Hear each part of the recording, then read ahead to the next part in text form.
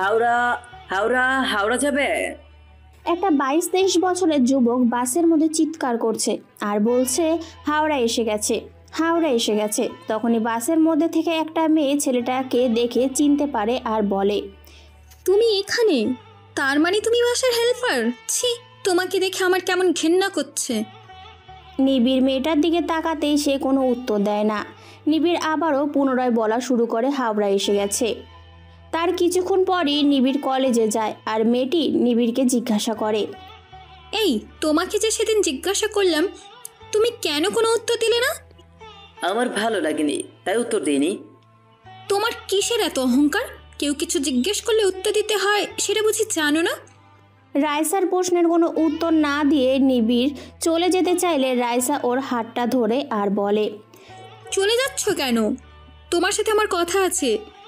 আপনার সাথে আমার কোনো কথা নেই, আমার ক্লাস আছে, আমি এখন আসছি। প্লিজ ভাইয়া, রাগ করছো কেন? আমি তো তোমাকে কিচ্ছু বলিনি। নিবিড় আর চোখে রাইসার দিকে তাকায়। রাইসার মুখের দিকে তাকিয়ে কেমন যেন মায়া হয়। সে রাইসাকে বলে, আমরা গরিব মানুষ, কলেজে পড়াশোনা করতে এসেছি, বড়লোক মেয়েদের সাথে আমাদের ঠিক যায় না। এভাবে বলছো কেন? এখানে বড় লোক গরিব লোক এলো কোথা থেকে? আমি তুমি একই কলেজে পড়ি, যদিও তুমি আমার থেকে সিনিয়র, তবুও তো বলতে পারি। ঠিক আছে, বলুন কি বলবেন। নিবিড়ের কথা শুনে রাইসা হাসতে হাসতে বলে, বন্ধুত্ব করতে চাই, হবে আমার বন্ধু। শুনেছি তুমি এই কলেজের বেস্ট স্টুডেন্ট। তোমার মতো মেধাবী ছেলের সাথে বন্ধুত্ব করলে আমার উপকার হবে। যেহেতু তুমি আমার সিনিয়র, তাই আমার হেল্প লাগতে পারে। আমিও তোমার মতো ভালো স্টুডেন্ট হতে চাই। রাইসার কথা শুনে নিবিড় বলে, আপনি অন্য ডিপার্টমেন্টে পড়েন, আমি অন্য ডিপার্টমেন্টে পড়ি, আমি আপনাকে কি সাহায্য করতে পারি? সেদিন তোমাকে বাসে দেখেছিলাম, তুমি কি ওই কাজ করো? কি করব ম্যাডাম, গরিবের ছেলে আমি। আপনাদের মতো সোনার চামচ নিয়ে জন্মায়নি যে সকালবেলা ঘুম থেকে উঠে আমার মা হরলিক্সের গ্লাস নিয়ে আমার পেছনে ছুটবে। আমি গরিবের ছেলে, বেঁচে থাকার জন্য জন্ম থেকে লড়াই করছে। ওইভাবে কথা বলছো কেন? আমি তো কিছু বলিনি। তারপর একটু থামে রাইসা। খুব ভালো লাগলো তোমার সাথে কথা বলতে। আমি তোমার থেকে বয়সে ছোট এবং জুনিয়র, তুমি আমাকে তুমি করেই বলবে। আমি তো তোমাকে তুমি বলছি, তাহলে কোথায় তোমার সমস্যা আমাকে তুমি বলতে? ঠিক আছে, চেষ্টা করব ম্যাডাম। আমাদের এই গল্পের নায়কের নাম নিবিড় ইসলাম শুভ। সবাই তাকে নিবিড় বলে ডাকে। ওরা 2 ভাই ও 1 বোন। বাবা ক্ষেত মজুর। আজ 2 বছর হলো সে খুব অসুস্থ। ওদের বাড়ি বাঁকুড়া জেলার বড়জোড়া থানার অন্তর্গত একটি গ্রামে। খুবই দরিদ্র পরিবার ওদের। বড় ভাই বাবার সাথে মাঠে কাজ করে। নিবিড় ছোট থেকেই পড়াশোনায় খুব ভালো। অনেক কষ্ট করে গ্রামের স্কুল থেকে সে উচ্চ মাধ্যমিক পাশ করে। সে ভেবেছিল আর হয়তো তার পড়াশোনা করা হবে না, যে কোনো একটা কাজ তাকে খুঁজে নিতে হবে। কিন্তু তার এক মামা কলকাতা শহরে অটো চালায়। সেই মামাই তাকে বলে কলকাতায় এসে বাসের হেল্পারি করার। পরবর্তীকালে সেই মামার সুপারিশেই বাসের হেল্পারের কাজের সুযোগ পায়। ও কলকাতা ইউনিভার্সিটির আন্ডারে একটা কলেজে ভর্তি হয়। নিবিড় সায়েন্সের ছাত্র। তার ইচ্ছা বিজনেসের ম্যানেজমেন্ট পড়ে ভবিষ্যতে সফল বিজনেসম্যান হতে চায়। তার বয়স এখন 22 বছর। আর আমাদের গল্পের নায়িকা রাইসা, সে একাই কলেজে প্রথম বর্ষের ছাত্রী। তার বয়স এখন 19 বছর। রাইসাকে দেখতে খুব সুন্দর, কিন্তু সে পড়াশোনা থেকে দুষ্টু বুদ্ধি তার বেশি। আর সে খুব বড় লোকের মেয়ে, তাই তার মধ্যে সব সময় একটা অহংকার কাজ করে। সে গরিবদের দেখতে পারে না। কিন্তু নিবিড়ের মতো গরিব ছেলের সাথে সে বন্ধুত্ব করলো কেন? এর পিছনে লুকিয়ে আছে একটা রহস্য। আমাদের এই গল্পের সাথে থাকুন, আস্তে আস্তে সমস্ত ঘটনা উন্মোচিত হবে। মামা, তোমার সাথে একটা কথা ছিল। নিবিড়ের কথা শুনে তার মামা জাহিদ চৌধুরী বলল, বল, কি বলবি? আমাকে 500 টাকা ধার দিবে? আমার খুব দরকার আছে। তুই কি বলছিস? আমি তোর মামা হই, পর লোক নই। তোর যখন যেটা দরকার তুই আমায় বলবি। আসলে আমাকে একটা বই কিনতে হবে। বইটার দাম 500 টাকা। আমার কাছে টাকা নেই। এই বছর স্কলারশিপ টাকা এখনো ঢোকেনি, তাই একটু টানাটানির মধ্যে আছে। ওই টাকাটা পেয়ে গেলে আমি তোমাকে দিয়ে দিব। ঠিক আছে, সমস্যা নেই, তুই আগে বই কেন। কথাটা বলে তার মামা 500 টাকার নোট নিবিড়কে দেয়। জাহিদ চৌধুরী নিবিড়ের মায়ের খালাতো ভাই। তার সুপারিশেই নিবিড় বাসের এই কাজ পেয়েছে। এখান থেকে যা ইনকাম করে সবটাই গ্রামের বাড়িতে পাঠাতে হয়, আর পড়াশোনা সে তার স্কলারশিপের টাকা থেকে করে। এদিকে রাইসাকে তার বড় ভাই শাহিদ বলে, রাইসা, আমি তোকে যে কাজ করতে দিয়েছি তুই করবি। আমি ওই ছেলেটাকে কলেজ থেকে তাড়াতে চাই। ও এবারে আমাকে টেক্কা দিয়ে ভালো রেজাল্ট করেছে। ও যখন থেকে কলেজে এসেছে তখন থেকে কলেজে থার্ডদের নজরে পড়ে গেছে। আমি এই ছেলের ক্যারিয়ার নষ্ট করতে চাই। ওকে কোনোভাবেই কলেজে রাখা যাবে না। আমি শুধু একটা সুযোগ খুঁজছিলাম, তারপর তোর কথা মনে এলো। তুই কিন্তু আমাকে কথা দিয়েছিস তুই কাজটা করবি। আমি আশা করছি তুই পারবি। ভাইয়া, ও তো তোমার খুব ভালো বন্ধু, তারপরে তুমি কেন ওর ক্ষতি করতে চাও? ও সব লোক দেখানো বন্ধু, দেখাতে হয় তাই করি। আমি ওকে পছন্দ করি না। তারপর শাহিদের কথা শুনে রাইসা বলল, তাড়াতাড়ি করলে হবে না, আমাকে একটু সময় দিতে হবে। আর 6 মাস পর আমাদের ফাইনান্স সেমিস্টারের পরীক্ষা, তারপর আমরা সবাই গ্র্যাজুয়েশন কমপ্লিট করে ফেলবো। আমি চাইছি তুই তার মধ্যেই কিছু একটা কর, ও যাতে ফাইনাল পরীক্ষাটা দিতে না পারে। শাহিদ রাইসাদের আত্মীয় রাইসার দাদু। তার অর্ধেক সম্পত্তি রাইসার নামে লিখে দিয়েছে। খুব আদরের নাতনি। রাইসার বাবা পারভেজ চৌধুরী 2টো বিয়ে। রাইসার দাদু আর ছেলের প্রথম বিয়ের কথা জানতো না। কিছুটা জোর করেই রাইসার মা মিতা বেগমের সাথে রাইসার বাবার বিয়ে হয়, কিন্তু রাইসার বাবা তার প্রথম স্ত্রীর কথা ভুলতে পারেননি। তাই সে মাঝে মাঝে তার প্রথম স্ত্রীর কাছে যায়, যেটা বাড়ির কেউ জানতো না। রাইসার মা একদিন বাড়ি ছেড়ে চলে যায়। রাইসা তার দাদুর কাছে থাকে। রাইসার বাবা একদিন রাইসাকে নিয়ে যায় এবং তার প্রথম স্ত্রী ও তার ছেলের সাথে আলাপ করিয়ে দেয়। বলে তার বন্ধু স্ত্রী ও ছেলে। সত্য ঘটনা সে তার মেয়েকে বলেনি। রাইসাও সরল মনে তাদের সাথে সম্পর্ক তৈরি করে এবং মাঝে মাঝে ওই বাড়িতে যায়, আর শাহিদকে নিজের ভাই বলে মনে করে। নিবিড় ও শাহিদ ওরা দুজনে একই ক্লাসে পড়ে। শাহিদ বরাবরই নিবিড়কে হিংসা করে।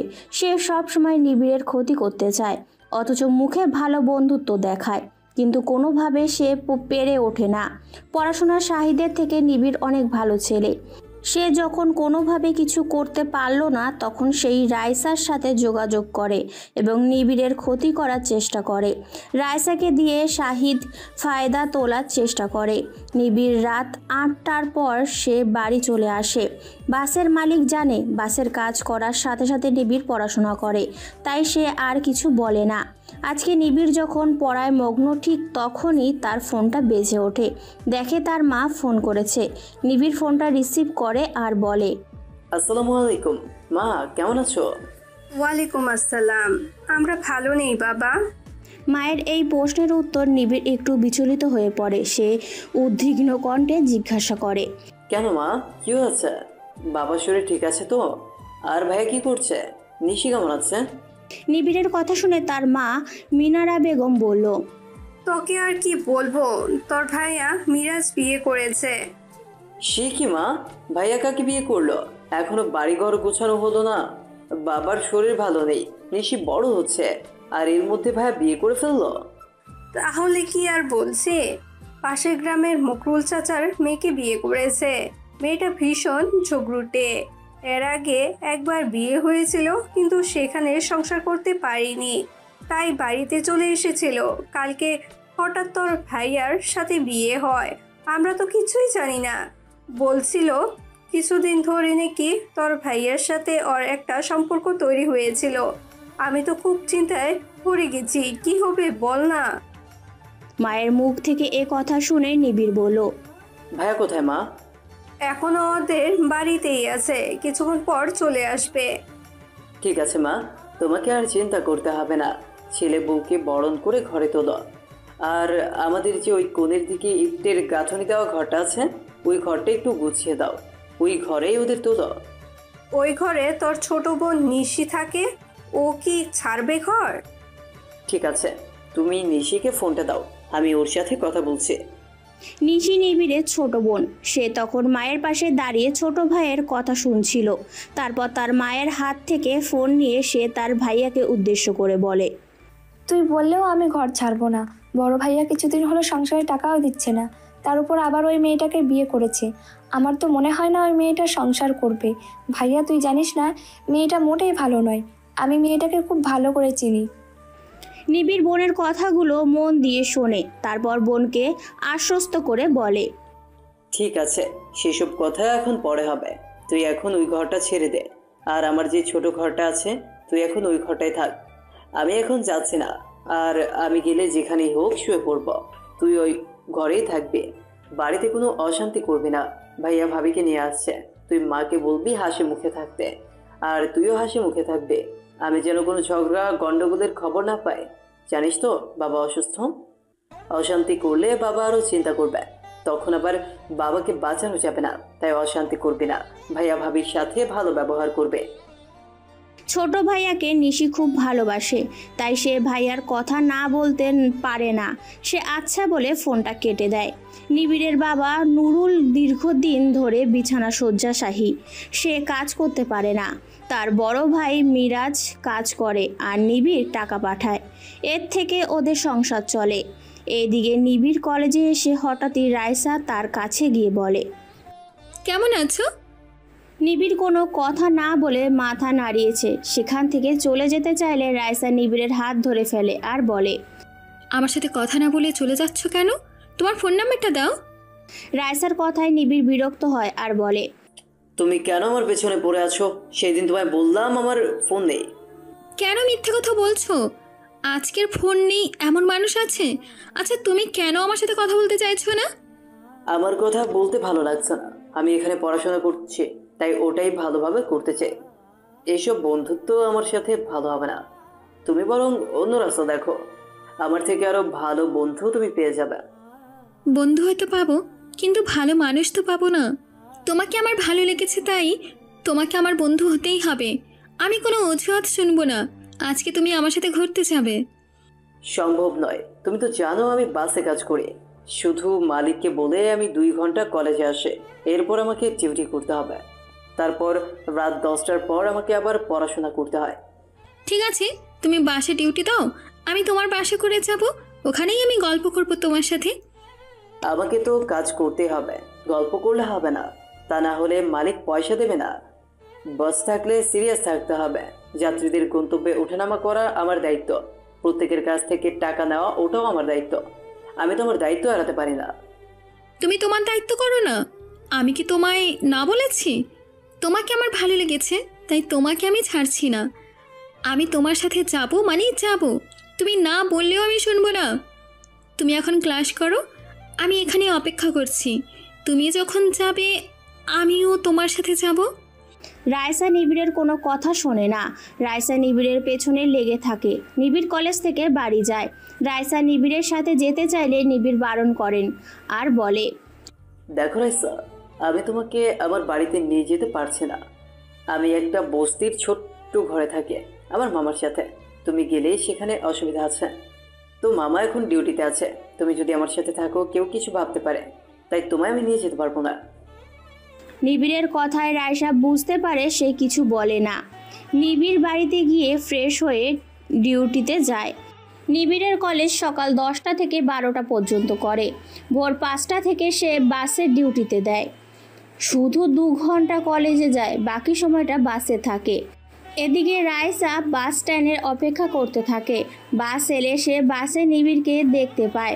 রাইসা বাসে ওঠে। নিবিড়কে কিছু বলতে গেলে ইশারা করে চুপ করিয়ে দেয়। রাইসা কিছু বলে না। হাওড়া এলে নিবিড় তার ফোন নাম্বারটা রাইসার হাতে দেয় আর বলে, আমার ফোন নাম্বার এটা। আর রাত 10টার আগে ফোন করবে না। আমি কথা বলতে পারবো না। যদি কিছু কথা বলার থাকে তাহলে আমাকে মেসেজে বলে দিবে। আজকে কলেজে সাহিদ রাইসাকে বলে, কি রে, ছেলেটাকে ফাঁসাতে পারলি? কাজ চলছে, তবে একটু সময় লাগবে। ফোন নাম্বার পেয়ে গেছি। আস্তে আস্তে সব ঠিক হয়ে যাবে। তোমার কথা মতো কাজ করছি, তুমি নিশ্চিন্তে থাকতে পারো। তোর প্রতি আমার বিশ্বাস আছে, আশা করছি তুই পারবি। নিবিড় ডিউটি দিয়ে রাতে বাড়ি এলে রাইসাকে ফোন করে। নিবিড়ের ফোনটা রিসিভ করে রাইসা বলে, আজকে খুব ব্যস্ত ছিলে? হ্যাঁ, আমাদের ইউনিয়ন থেকে বাসের হেল্পারদের নিয়ে বাস মালিকের মিটিং ছিল, সেই জন্য একটু ব্যস্ত ছিলাম। ও, সেজন্য তোমাকে কলেজে দেখতে পাইনি। জানো, আমাদের কলেজ থেকে এডুকেশন ট্যুর আছে। সামনের সপ্তাহে 2 দিনের জন্য আমরা সুন্দরবন যাব। ও আচ্ছা, খুব ভালো তো, কিন্তু আমাদের ডিপার্টমেন্টের জন্য নয়, ওটা তোমাদের জন্য। না গো, কলেজে প্রতিটা ছেলে মেয়েকে নিয়ে যাবে। তুমি যাবে, আমি কোনো কথা শুনবো না। 2 দিনের ছুটি নেবে। আমি এখন রাখছি, পরে কথা বলবো। কথাটা বলে রাইসা নিবিড়কে কোনো কথা বলতে না দিয়ে ফোনটা কেটে দেয়। রাইসার এরকম পাগলামিতে নিবিড় হেসে ওঠে আর সে মনে মনে বলে, এই মেয়ে দেখছি আমাকে পাগল করে দিবে। আমি যত নিজেকে সংযত রাখছি, কিন্তু আমি পারছি না, শেষ পর্যন্ত এই মেয়েটার প্রেমে আমাকে পড়তেই হলো। কথাটা বলেই নিবিড় হেসে ওঠে। পাশে নিবিড়ের মামা জাহিদ চৌধুরী নিবিড়কে বলে, কিরে, কি ভাবছিস? নিজের মনে যে হাসছিস। মামার কথায় লজ্জা পায় নিবিড়। সে স্বাভাবিক হয়ে বলে, কই কিছু না তো মামা, আর রুটি আর তরকারি এনেছো? হ্যাঁ রে, এনেছি। তুই আয়, তাড়াতাড়ি খেয়ে নে। আজকে খুব খাটুনি হয়ে গেছে, এখনই ঘুমিয়ে পড়বো। নিবিড় কলেজে এলে রাইসা তাকে বলে, তোমার ঘুরতে যাওয়ার টাকা আমি দিয়ে দিয়েছি, তোমাকে পেমেন্ট দিতে হবে না। তোমাকে কে দিতে বলেছে? আমি যাব কিনা তার ঠিক নেই। নিবিড়ের কথায় রাইসা নিবিড়ের 2 গালে হাত দিয়ে মিষ্টি সুরে বলে, তুমি যাচ্ছ, এটাই ফাইনাল? দুষ্টু ছেলে, আমি কোনো কথা শুনবো না। তুমি আমার রাতের ঘুম কেড়ে নিয়েছো। তোমাকে আমি অনেক বড় শাস্তি দেব, আর সেই শাস্তিটা আমি তোমাকে ওখানেই দেব। এখন আমি আসছি, তুমি চুপচাপ ক্লাসে যাও, রাতে ফোন দেব। রাইসার এই ব্যবহারে নিবিড় কিছুটা ভ্যাবাচাকা খেয়ে যায়। সে রাইসার দিকে তাকিয়ে থাকে। ঠিক সেই সময় নিবিড়ের বন্ধু শাহিদ নিবিড়ের গায়ে হাত দিলে নিবিড় কিছুটা চমকে যায়। সেটা দেখে শাহিদ হাসতে থাকে আর বলে, আরে আমি তোর বন্ধু, তোর প্রেমিকার রাইসা নয়। ডুবে ডুবে জল তো ভালোই খাচ্ছিস, ভেবেছিস আমরা কিছু জানি না? কি একটা গান আছে না, ডুবে ডুবে ভালোবাসি, তুমি না বাসলেও আমি বাসি। শাহিদের কথায় নিবিড় বলে, কী সব উল্টাপাল্টা কথা বলছিস? ওইসব কিছুই নয়, মেয়েটা খুব সরল আর সাদাসিধে। ও যেচে আমার সাথে বন্ধুত্ব করেছে। নারী মানে ছলনাময়ী, কার মধ্যে কি আছে তুই বুঝবি কি করে? তবে তুই সাবধানে থাকবি। এখানে পড়াশোনা করতে এসেছিস নিজের স্বপ্ন পূরণ করার জন্য। কাউকে ভালোবেসে নিজের জীবনকে বলি দিবি না, খুব সতর্ক থাকবি। আমার জীবনে কিছু অতীত আছে, সেটা হলো ছ্যাঁকা খাওয়া অতীত। তাই তোর ভালোর জন্যই বলছি, চল ক্লাসে চল। আর দেবদাসের মতো তোর পার্বতীর দিকে তাকিয়ে থাকতে হবে না। এদিকে বন্ধুকে সাবধান করছে অথচ পেছন থেকে ছুরি মারছে।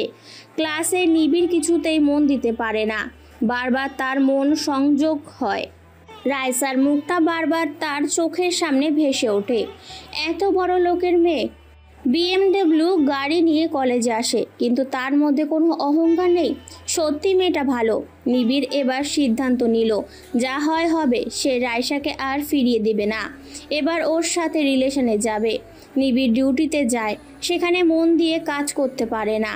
এদিকে গ্রামের বাড়িতে তুমুল অশান্তি চলছে। নিবিড়ের বড় ভাই সংসারে আর কোনো টাকা পয়সা দেয় না।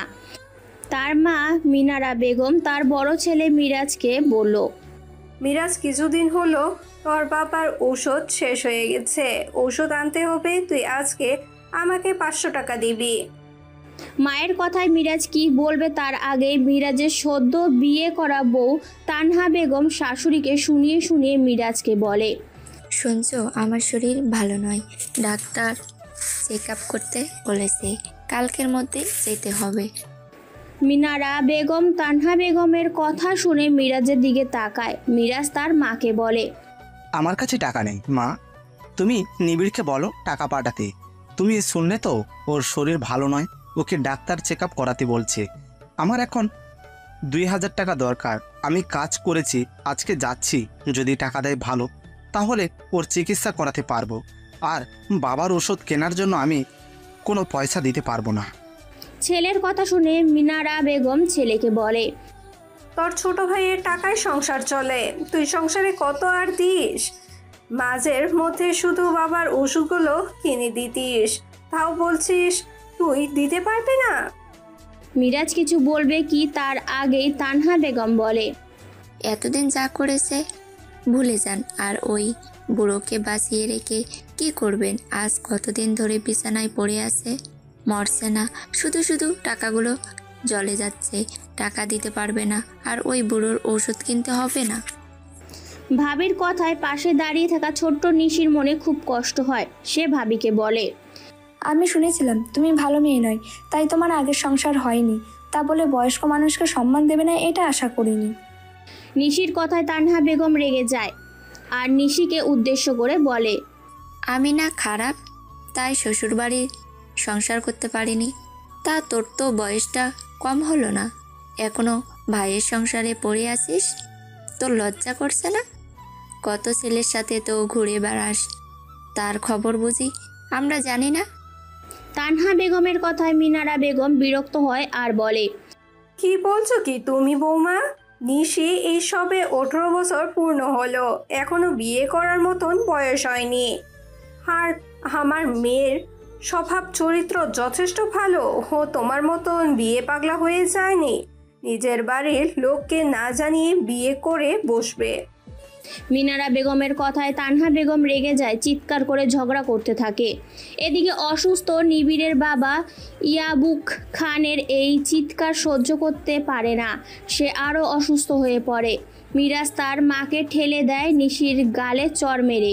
নিশিকে উদ্দেশ্য করে বলে, তুই হলে যত নষ্টের গোড়া, তোর জন্যই সংসার অশান্তি হচ্ছে। তুই বাড়ি থেকে চলে যা, তোকে আর কলেজ যেতে হবে না। কলেজ যাস না ছেলেদের সাথে নষ্টামি করতে যাস?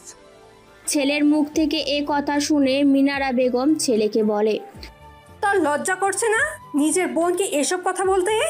আরে তুই যাকে বিয়ে করেছিস তার চরিত্র জানিস? তোর মতন ছেলের মুখ আমি দেখতে চাই না। তুই এই বাড়ি ছেড়ে চলে যা। আমরা বাড়ি ছেড়ে যাব না। আপনি আপনার অসুস্থ স্বামী আর মেয়েকে নিয়ে বাড়ি থেকে বিদায় হন। এই বাড়িটা আপনার স্বামীর নয়।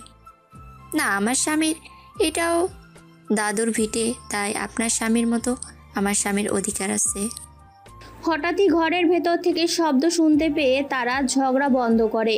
সবাই ঘরের ভেতরে গিয়ে দেখে ইয়াকুবের অবস্থা খারাপ, তার শ্বাস নিতে কষ্ট হচ্ছে। স্বামীকে এ অবস্থায় দেখে মিনারা বেগম ভেঙে পড়ে। সে তার মেয়েকে উদ্দেশ্য করে বলে, নিশি, তোর বাবার অবস্থা ভালো নয়, তুই ডাক্তার চাচাকে ফোন করে এখানে আসতে বল। মায়ের কথায় নিশি ডাক্তারকে ফোন করে। ডক্টর এসে ইয়াকুবকে চেক করে বলে, পেশেন্টের অবস্থা ভালো নয়, স্ট্রোক হয়েছে, ওনাকে এক্ষুনি হসপিটালে অ্যাডমিট করতে হবে, তা না হলে বাঁচাতে পারা যাবে না। ডক্টরের কথা শুনে মিনারা বেগম ও নিশি খুব ভেঙে পড়ে। মিরাজ কিছু করতে যাবে কি তার আগেই তার স্ত্রী তানহা বেগম তার হাত ধরে ফেলে আর বলে, তুমি একদম যাবে না। কাজে বেরিয়েছিলে, কাজে চলে যাও। ওই বুড়ো অনেক দিন থেকে বিছানায় পড়ে গেছে, ও বেঁচে থেকে কি করবে? তার থেকে মরে যায় ভালো। আর 1 পয়সাও খরচ করবে না। আমার দিব্যি রইল, যদি আমাকে ভালোবাসো তাহলে আমার কথা তোমাকে শুনতে হবে। কিছুটা জোর করেই তানহা বেগম মিরাজকে কাজে পাঠিয়ে দেয়। মিরাজের মন চাইছিল না, যতই হোক বাবা তো, কিন্তু কি করবে, তাই সে কোনো কথা না বলেই কাজে চলে যায়। এদিকে নিশি খুব কান্নাকাটি করতে থাকে। মিনারা বেগম ছেলের ব্যবহারে স্বামীর অবস্থা সব কিছু দেখে সে নীরব হয়ে যায়। নিশি তখন ডক্টরের কাছে গিয়ে বলে, ডাক্তারবাবু, আমি তো কিছু বুঝতে পারছি না। দেখলেন তো আমাদের বাড়িতে অশান্তি হচ্ছে। ভাইয়া চলে গেল, ছোট ভাইয়া কলকাতায় থাকে, তাই আমি কাউকে পাচ্ছি না। আপনি একটু অ্যাম্বুলেন্সকে ফোন করে ব্যবস্থা করে দিন না। ঠিক আছে, আমি ফোন করে ব্যবস্থা করে দিচ্ছি, তুমি কিন্তু টাকা রেডি রেখো। সরকারি হসপিটালে হয়তো খরচ একটু কম হবে, কিন্তু তোমার বাবার তো কন্ডিশন ভালো নয়, কি হবে বুঝতেই পারছি না। কিছুক্ষণের মধ্যেই অ্যাম্বুলেন্স চলে আসে। হসপিটালে নিয়ে যাওয়ার সাথে সাথে ডক্টর চেক আপ করলে তাকে মৃত বলে ঘোষণা করা হয়। ডক্টর বলে অনেক দেরি হয়ে গেছে। এই কথা শুনে নিশির কান্নায় ভেঙে পড়ে। মিনারা বেগম কোনো কথা বলে না। রাতে নিবিড়ের খুব ভালো ঘুম হয়, কারণ সে রাইসাকে নিয়ে ভালো স্বপ্ন দেখেছে। সকালে হাসি মুখে সে ঘুম থেকে ওঠে। তার ফোনটা বাজতে দেখে নিবিড় ফোনের দিকে তাকায়, দেখে তার ছোট বোন নিশি ফোন করেছে। সে ফোন রিসিভ করলেই নিশি কান্নায় ভেঙে পড়ে। নিবিড় বোনের কান্নার কারণ বুঝতে পারে না। সে বোনকে বলে, কি হয়েছে? এত সকালে ফোন করেছিস আর তুই কাঁদছিস কেন? বাবা কেমন আছে? নিবিড় জানে তার বাবা অসুস্থ, তাই সে সবার আগে বাবার খবর জিজ্ঞাসা করলো। কিন্তু বাবার কথা জিজ্ঞাসা করতেই নিশির কাঁদতে কাঁদতে বলল, বাবা আর বেঁচে নেই, তুই তাড়াতাড়ি বাড়ি আয়। মায়ের অবস্থা খারাপ, বড় ভাইয়া ভাবি ওরা কেউ আসেনি, আমি একা সামলাতে পারছি না, তুই এলে সব কিছু জানতে পারবি। বোনের মুখ থেকে এ কথা শুনে নিবিড় খুব ভেঙে পড়ে। তবুও ছোট বোন আর মায়ের কথা ভেবে সে শক্ত হয়। তাড়াতাড়ি মামাকে ফোন করে সমস্ত ঘটনা বলে তারপর সে বাড়ির উদ্দেশ্যে রওনা হয়। বাড়িতে গিয়ে দেখতে পায় তার বাবার দেহটা পড়ে আছে। বাবার পায়ের কাছে গিয়ে নিবিড় কান্নায় ভেঙে পড়ে। খুব কষ্টের সংসার তাদের। বাবা দিনমজুরি করে সংসার চালাতো। অনেক কষ্ট করে এই 3 ভাই বোনকে মানুষ করেছে। হঠাৎ বাবার স্ট্রোক হয় আর সে বিছানায় পড়ে থাকে। তার কাজ করার শক্তি থাকে না। তখন থেকে নিবিড় কাজ করার সিদ্ধান্ত নেয়। পাড়ার লোকেদের নিয়ে বাবার কবরের ব্যবস্থা করা হয়। মিরাজ আর তানহা বেগম বাড়ি আসে না। বাবা মারা গেছে শুনে তানহা বেগম বাপের বাড়ি চলে যায় আর মিরাজকে তার বাপের বাড়িতে চলে আসতে বলে। যদি তাদের কোনো খরচ দিতে হয় এই ভয়ে তারা সেখানে আসে না। নিবিড় সব কিছুর ব্যবস্থা করে তার মাকে বলে, মা, তুমি যদি এইভাবে ভেঙে পড়ো আমরা কি করব বলো? যা হবার হয়েছে, নিজেকে শক্ত করো। আমি জানি তুমি বাবাকে খুব ভালোবাসতে। বিছানায় পড়ে থাকলেও তুমি বাবাকে কখনো অবহেলা বা অযত্ন করনি। তুমি তার যোগ্য সহধর্মিণী ছিলে। কিন্তু মা, কি করবে? মৃত্যুকে তো কেউ খণ্ডাতে পারবে না। বাবারাও শেষ হয়ে গিয়েছিল, তাই বাবা চলে গেল। তুমি এবার শক্ত হও, আমাকে চলে যেতে হবে। তুমি নিশিকে দেখবে। নিবিড়ের কথা শুনে তার মা নিবিড়কে জড়িয়ে ধরে চিৎকার করে কেঁদে ওঠে আর বলে, তোর বাবা মারা যায়নি, তোর ভাবি তোর ভাইয়া ওরা তোর বাবাকে মেরে ফেলেছে। ওরা খুনি। আমি ওদের সাথে এক বাড়িতে থাকবো না। ওরা যদি বাড়িতে আসে আমি এই বাড়ি ছেড়ে চলে যাব। মায়ের কথা শুনে নিবিড় মাকে বোঝাতে লাগলো আর বলল, মা, কখনো কাউকে মৃত্যুর জন্য দায়ী করো না। সংসারে অশান্তি ঢুকছিল তাই বলে ভাইয়া ভাবি বাবাকে মারবে, এটা হতে পারে না। তুমি আমার মা, ওইসব মাথায় রেখো না। তুমি শক্ত হও। নিশি বড় হচ্ছে, ওকে দেখতে হবে। আর তুমি কোথায় যাবে মা? এই বাড়িতেই থাকবে। ভাইয়ের সংসারে থাকতে হবে না, তুমি আলাদা হয়ে থাকবে। নিশিকে নিয়ে আমি খরচ পাঠিয়ে দিব। তোর ভাবি ভাইয়া ওরা ভালো মানুষ নয়, ওরা নিশির ক্ষতি করতে পারে। আমার বয়স হয়েছে, আমার জন্য চিন্তা করি না বাবা। কিন্তু মেয়েটা যদি কিছু বদনাম হয়, তোর ভাইয়া কি বলেছে জানিস? ও নাকি কলেজে যায় ঢলাতে নষ্টামি করতে। তুই বল, কোন বড় ভাই নিজের ছোট বোনের সম্পর্কে এরকম মন্তব্য করতে পারে? ওর রুচিতে বাধ্য না? আমি একটা জানোয়ারকে গর্ভে ধরেছি যে কিনা মা বোনকে সম্মান দিতে পারে না। সে কখনো ভালো মানুষ হতে পারে না। আমি কি করে থাকবো এই মেয়েকে নিয়ে এই বাড়িতে? মায়ের মুখ থেকে এই কথা শুনে নিবিড়ের খারাপ লাগে। বড় ভাই পারল ছোট বোনকে এরকম বলতে? তবুও সে মাকে সান্ত্বনা দিয়ে বলল, মা, কিছুদিন এখানে থাকো। আমার কিছুদিনের মধ্যেই গ্র্যাজুয়েশন কমপ্লিট হয়ে যাবে। তারপর আমি কিছু চাকরি পেয়ে যাব। তোমাকে আর নিশিকে নিয়ে আমি শহরে চলে যাব। ওখানে বাড়ি ভাড়া নিয়ে থাকব।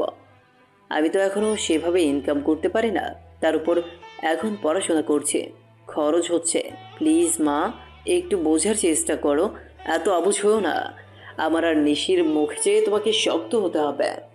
নিবিড়ের কথা শুনে তার মা চোখে জল মুছে তারপর নিবিড়ের দিকে তাকিয়ে বলে, ঠিক আছে, আমি আর কাঁদবো না।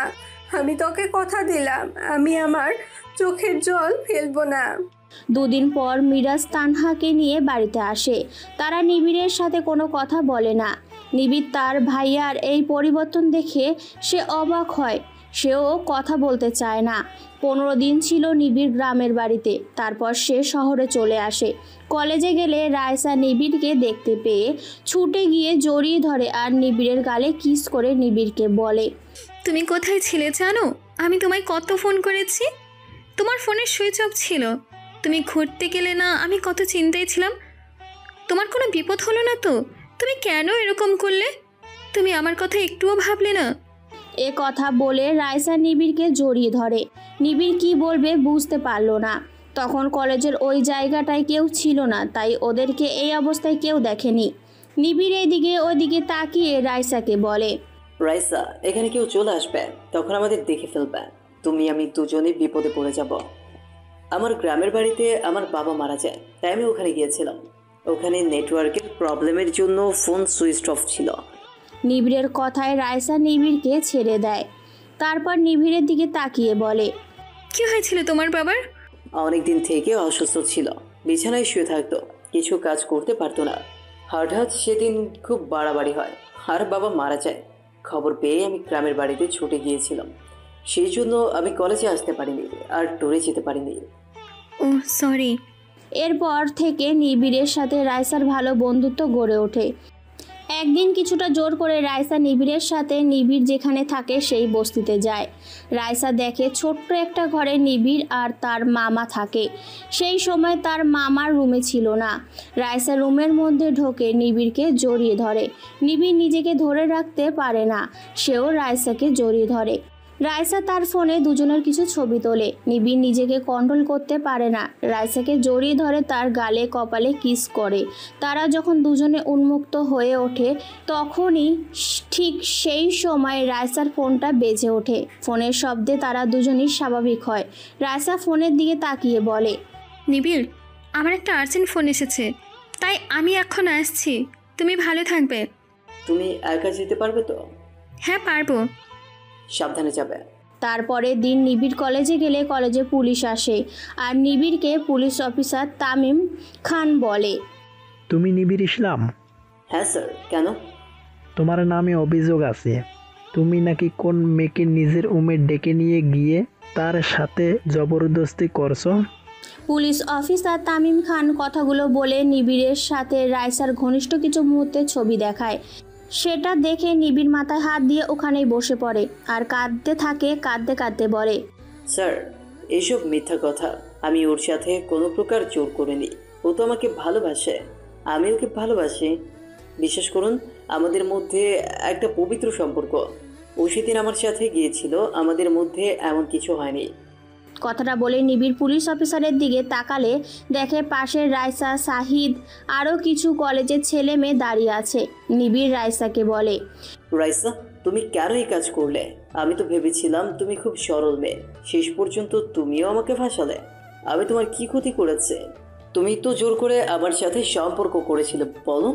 নিবিড়ের কথায় রাইসা কাঁদতে থাকে আর পুলিশ অফিসারকে বলে, বিশ্বাস করুন স্যার, ও মিথ্যে কথা বলছে। ও জানে আমি বড় লোকের মেয়ে, তাই আমি যেদিন থেকে কলেজে এসেছি সেদিন থেকে ও আমার পেছনে পড়ে আছে। আর সেদিন আমি বাড়ি ফিরছিলাম, ও আমাকে ওখান থেকে ওর বাড়িতে নিয়ে যায়, আমার সাথে জোর করে। রাইসা বলতে পারলো না, কাঁদতে কাঁদতে সে ওখানেই বসে পড়ল। তারপর পুলিশ অফিসার তামিম খান নিবিড়কে বলল, শুনলে তো অভিযোগকারিনী কি বলে, আপনার কিছু বলার আছে? আপনি চলুন। সাইদ তখন নিবিড়কে বলল, আমি বলেছিলাম তোকে মেয়েদের বিশ্বাস করবি না, ওরা ছলনাময় হয়। দেখলি তো কীরকম মিথ্যা অভিযোগ করলো, তোর ক্যারিয়ার পুরো নষ্ট করে দিল। তোর যে স্বপ্ন ছিল বিজনেস ম্যানেজমেন্ট পড়া, আর মনে হচ্ছে সম্ভব না। এরপর কলেজের কর্তৃপক্ষ নিবিড়কে কলেজ থেকে বহিষ্কার করে সে যাতে কোনো কলেজে ভর্তি না হয় তার ব্যবস্থা করে দেয়। এর পুরো ঘটনাটা শাহিদ ইউনিয়নের সাহায্যে করে, যার বলি করা হয় নিবিড় রাইসা নামে দুটো নিষ্পাপ ছেলে মেয়েকে। নিবিড় জেলে থাকে, সে কি করবে? এখানে তো কেউ নেই, তার মামা দুদিনের জন্য বহরমপুর গেছে, তাই নিবিড়ের জামিনের কেউ ব্যবস্থা করে না। দুদিন পর সেখানে ভদ্রলোক আসে। সে নিবিড়ের সাথে দেখা করে আর বলে, আমার নাম মুস্তাফা চৌধুরী, আমি একজন উকিল। আমাকে তোমার এক শুভাকাঙ্ক্ষী পাঠিয়েছে, নাম বলা নিষেধ আছে, তাই নাম বলতে পারছি না। আমি তোমার জামিনের আবেদন করেছি, আশা করি মঞ্জুর হয়ে যাবে। ভদ্রলোকের কথা শুনে নিবিড় ভদ্রলোকের দিকে তাকায়, তারপর বলে, আমি ঠিক বুঝতে পারছি না, কে আমার শুভাকাঙ্ক্ষী, কে পাঠিয়েছে, আর সে কেন নাম বলতে নিষেধ করেছে? আমি জানি না, সে মনে হয় ওই বাসের ডেইলি প্যাসেঞ্জার করে। ও তোমাকে চেনে, ও বিষয়টা শুনেছে, তাই ও আজকে আমাকে পাঠিয়েছে। হয়তো সামনে আসতে চাইছে না, যদি ওর কোনো ক্ষতি হয় সেই কারণে হয়তো। তবে এ নিয়ে তোমাকে চিন্তা করতে হবে না, সে যেই হোক সে নিশ্চয়ই তোমার ভালো চায়। কোর্টের পরপর 2 দিন ডেট পড়ে, কিন্তু রাইসা সেখানে যায় না, যার ফলে নিবিড় সহজে জামিন পেয়ে যায়। জামিন পেয়ে বাড়ি ফিরে এলে সে তার মামাকে সমস্ত ঘটনা খুলে বলে। সব শুনে তার মামা বলে, নিবিড়, ভেঙে পড়িস না, নিজেকে শক্ত কর। মেয়েটা তোর সাথে কেন এমন আচরণ করলো জানি না, তোকে কিসের শাস্তি দিল। তবে যাই হোক, সব কিছু ভুলে যা। কি করবি, তোর ভাগ্যে যা ছিল তাই হয়েছে। তুই মন দিয়ে কাজ কর। কিন্তু মামা, আমার ইচ্ছা আমি বিজনেস ম্যানেজমেন্ট নিয়ে পড়ব, ব্যবসা করব, কিন্তু আমার স্বপ্ন অধরাই থেকে গেল। না, নিবিড়ের স্বপ্ন অধরা থাকেনি। সে যদি বিজনেস ম্যানেজমেন্ট পড়তে পারেনি, কিন্তু সে একজন সফল বিজনেসম্যান হয়েছিল। নিবিড়, আমাদের মালিক বলছিল ও একটা বাস বিক্রি করবে। তুই কি বাসটা কিনবি? মামা, তুমি কি বলছো? আমি কোথায় টাকা পাবো? আমি বাস কিনব? আমি তো সেটাই তোকে বলছি। তুই বাসের মালিকের সাথে দেখা কর, ওর সাথে কথা বললে ওই তোর লোনের ব্যবস্থা করে দেবে। নিবিড় তার মামার কথা মতো বাসের মালিকের সাথে দেখা করে। বাসের মালিক নিবিড়কে খুব ভালোবাসতো। সে ব্যাংক থেকে নিবিড়ের লোনের ব্যবস্থা করে দেয়। তারপর সরকারের কাছ থেকে লাইসেন্স বার করে দেয়। নিবিড় প্রথমে রুটে বাস চালানোর পারমিশন পায়, কিন্তু আস্তে আস্তে নিবিড়ের মাথায় অন্য খেলা শুরু করে। সে ট্রাভেলস এজেন্সি খোলে, সমস্ত ট্যুরিস্টদের সাথে যোগাযোগ করা, যারা ঘুরতে যায় দেশে বিদেশে বিভিন্ন জায়গায়। বিভিন্ন কলেজে ইউনিভার্সিটির সাথে সে যোগাযোগ করে, যাতে কেউ ভ্রমণ গেলে তাকে যেন এই সুযোগ দেওয়া হয়। প্রথমে একটা বাস দিয়ে শুরু করে, আস্তে আস্তে তার নাম ছড়িয়ে পড়ে। দেখতে দেখতে কেটে গেল 8টা বছর। যে নিবিড় একটা বাস দিয়ে শুরু করেছিল, তার ব্যবসা সে এখন 15টা বাসের মালিক। নিবিড় অফিসে বসে কাজ করছিল। সামনের মাসে নেপাল, কাঠমান্ডুর ইত্যাদি জায়গায় যাওয়ার কথা আছে। হঠাৎ তার ফোনটা বেজে ওঠে। দেখে তার ম্যানেজার ফোন করেছে। তার ম্যানেজার শরীফুল তাকে বলে, স্যার, কাগজে যে বিজ্ঞাপন দেওয়া হয়েছিল তাতে অনেক ছেলে আবেদন করেছে। আমরা কবে ইন্টারভিউ নিব? কাল বিকেল 4টায় টাইম দাও। Okay sir. এই কাজে তার আরও এমপ্লয় লাগবে, কারণ বাস গেলে তার সাথে নিজেদের লোক পাঠাতে হয়। এটা ওদের দায়িত্ব। কোনোভাবে কেউ যদি বিপদের মুখোমুখি হয়, সেটা তাদের সামলাতে হয়। হোটেলে বা রিসেপশনের সাথে যোগাযোগ করতে হয়। কোনো সিনিয়র সিটিজেন গেলে তাদের দায়িত্ব নিতে হয়। মেডিকেল ট্রিটমেন্টের ব্যবস্থা করতে হয়। ইন্টারভিউ মোট 10 জনদের, তার মধ্যে 6 জন নিয়োগ হয়। প্রত্যেকেই কাজে জয়েন হয় এবং সকলকে কাজ বুঝিয়ে দেওয়া হয়। এদিকে নিশিকে পাত্রপক্ষের লোক দেখতে আসে। নিশিকে পছন্দ না করে তারা চলে যায়। এই নিয়ে 10 বার তার বিয়ে ক্যান্সেল হলো। দেখতে দেখতে 25 বছর হয়ে যায়, কিন্তু কোথাও যোগাযোগ হয় না। তার মা খুবই চিন্তা করে, আর তার ছেলে নিবিড়কে ফোন করে। নিবিড় তখন অফিসে ছিল। মায়ের ফোন দেখে নিবিড় ফোনটা রিসিভ করে আর বলে, আসসালামু আলাইকুম মা, কেমন আছো? ওয়ালাইকুম সালাম, ভালো নেই। কেন মা, তোমার কি হয়েছে? শুধু টাকা পাঠালেই কি হবে? কিছু দায়িত্ব কি তোকে নিতে হবে না? তোর বোন বড় হয়েছে, বারবার তার বিয়ে ক্যান্সেল হয়ে গেছে। একে তো বাড়িতে অশান্তির মধ্যে আছে, তোর ভাইয়া ভাবি পাড়ার লোকের কাছে উল্টো পাল্টা কথা বলে বেড়াচ্ছে। কোনো ভালো ঘর থেকে সম্বন্ধ আসছে না। তুই তো শুধু টাকা দিয়ে খালাস। তুই জানিস আমি কত কষ্টের মধ্যে আছি? নিশির মুখের দিকে তাকানো যাচ্ছে না। ওর তো একটা ভবিষ্যৎ আছে রে। এভাবে কদিনে ওকে ঘরে বসিয়ে রাখবো? মায়ের কথায় নিবিড় বলল, মা, কেন এসব উল্টাপাল্টা কথা বলছো? ওর বিয়ের ফুল ফোটেনি, তাই হয়নি। যখন ফুটবে তখন ঠিক হবে। আমি তো নিশিকে বলেছি, ও যদি কিছু করতে চায় তাহলে করুক, আমি সাহায্য করব। ও বাড়িতে বসে আছে কেন? বাড়িতে বসে থাকলে নানা রকম চিন্তা করবে। কাজের মধ্যে রেখে দাও। আর বিয়ে বিয়ে করে ওর মাথা খারাপ করতে হবে না। যারা খারাপ লোক তারা তো তাদের কাজ করবে, ওর সব চিন্তা করে লাভ কি? যারা ভালো মানুষ হবে তারা কারো কথাই বিয়ে ভেঙে চলে যাবে না। আমার আল্লাহর উপর ভরসা আছে, দেখবেন ভালো ঘর থেকে নিশির সম্বন্ধ আসবে। ভাইয়া ভাবি এমনকি তোমার যে শত্রুরা আছে তারাও কিছু করতে পারবে না। ছেলের কথায় তার মা খুব বিরক্ত হয় আর বলে, তোর সেই একই কথা, এক ডায়লগ আমার শুনতে ভালো লাগে না। তুই কি করে জানবি মেয়েরা বড় হলে বাবা মার কত চিন্তা হয়? তুই এগুলো বুঝবি না। তোর বাবা তো চলে গেল, সে নিশ্চিন্তে আছে। আমার আর বাঁচতে ইচ্ছে করছে না। সে যদি ওর সাথে সাথে আমাকেও নিয়ে যেত তাহলে এই জ্বালা সহ্য করতে হতো না। ওইসব কথা ছাড়ো। নিশি কোথায় আছে? ওকে একবার দাও, আমি ওর সাথে কথা বলবো। ওর বান্ধবী তোমাদের বাড়িতে গেছে, তোমার বিয়ে ঠিক হয়ে গেছে, ওকে ডেকেছিল সেজন্য দেখা করতে গেছে। ওই মেয়েটা ছিল একমাত্র জুটি। ওর বিয়ে হয়ে গেলে নিশি একা হয়ে যাবে। ওর জুটির সব মেয়ের বিয়ে হয়ে বাচ্চার মা হয়ে গেল। নিবিড় বুঝতে পারে তার মায়ের কষ্ট, তাই সে মাকে সান্ত্বনা দিয়ে বলে, দেখবে তোমার সাথে সাথে আমাদের নিশিরও বিয়ে যোগাযোগ হয়ে যাবে, আর ওর ভালো ছেলের সাথেই বিয়ে হবে। ঠিক আছে মা, এখন রাখছি, আমার একটা ফোন ঢুকছে, আর তুমি সাবধানে থাকবে। আর এইসব নিয়ে চিন্তা করো না, শুধু ফালতু চিন্তা করে শরীর খারাপ করছে। নিশিকে অনেকবারই দেখতে এসেছে, কিন্তু তারা বারবারই মেয়ের খুঁত ধরে সম্বন্ধ ফিরিয়ে দিয়েছে। অবশ্য এর পেছনে নিশির ভাইয়া ভাবির কিছুটা অবদান আছে। তার ভাবি এই সম্বন্ধ ভেঙে দেয়। নিশি একদিন তার ভাবিকে বলেছিল ওর নাকি 2টো বিয়ে হয়েছে, ও খারাপ বলে আগে শ্বশুর বাড়িতে সংসার করতে পারেনি, সেই জন্য ওর ভাবি ঠিক করেছে সে নিশিকে সুখে থাকতে দেবে না। যেখান থেকে সম্বন্ধ আসবে সে নিশির নামে বাজে কথা বলে বিয়ে ভেঙে দিবে, আর ও প্রত্যেকবারই তাই করে। তারপরও একদিন খালাতো ভাই ওদের বাড়িতে আসে, আর নিশিকে দেখে পছন্দ হয়। সে নিশিকে বিয়ে করতে চায়। এই বিয়ে যদি লাগাতে পারে তাহলে সে তানহা বেগমকে পুরস্কার দেবে। তানহা বেগম ঠিক করলো যেভাবেই হোক এই বিয়ে সে দেবে। ভাইয়ার স্ত্রী কিছুদিন আগে মারা গেছে, 2টো ছোট বাচ্চা। আজকে তানহা বেগম শাশুড়ির কাছে এসেছে আর শাশুড়িকে বলেছে, মা কি করছেন? হঠাৎই মা বলে ডেকে ওঠায় একটু অবাক হয় মিনারা বেগম, কারণ তানহা বেগম কখনোই তাকে মা বলে ডাকে না। ঝগড়া হলে তাকে তুই তাকারি করে। তানহা বেগমের এই মিষ্টি ব্যবহারে মিনারা বেগম নিতে পারে না। তারপর তানহার দিকে তাকিয়ে দেখে একটা বাটি করে তরকারি নিয়ে এসেছে। সে একটু অবাক হয়ে তাকিয়ে থাকে। তা দেখে তানহা বেগম শাশুড়িকে বলে, আপনার ছেলে বাজার থেকে ইলিশ মাছ এনেছিল, লাউ শাক দিয়ে ইলিশ মাছের তরকারি করেছি, আপনার ছেলে বলল আপনাকে দিয়ে যেতে। তারপর চারদিকে চোখ বুলিয়ে নিশিকে দেখতে না পেয়ে তানহা বেগম বলে, নিশি কোথায় মা? ওকে তো দেখতে পাচ্ছি না। তানহা বেগমের কথায় মিনারা বেগম রসিকতা করে বলল, কেন গো, হঠাৎ করে নিশির খোঁজ নিচ্ছ?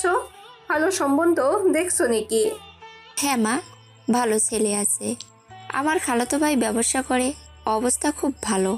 তবে ভাইয়ার এর আগে বিয়ে হয়েছিল, ছোট ছোট 2টো বাচ্চা আছে। ভাবি কিছুদিন আগে মারা গেছে। ভাই একদিন এসেছিল, আমাদের বাড়িতে এসেছিল, আর নিশিকে পছন্দ হয়। ভাই কালকে আমাকে ফোন করে বলেছে তোর ননদকে আমার পছন্দ হয়েছে, আমি বিয়ে করব, তুই একটু ওদের সাথে কথা বলবি। তানহা বেগমের কথায় মিনারা বেগম বলে, ও খুশিতে ছেলে আমার বাজারে থেকে ইলিশ মাছ এনেছে, আর তুমি রান্না করে আমার মা মেয়েকে খাওয়াতে এসেছো? আপনি কী সব উল্টোপাল্টা কথা বলছেন? আমি সেসব ভেবে আনিনি। আপনার ছেলে নিয়ে এলো তাই আমি দিতে এসেছি।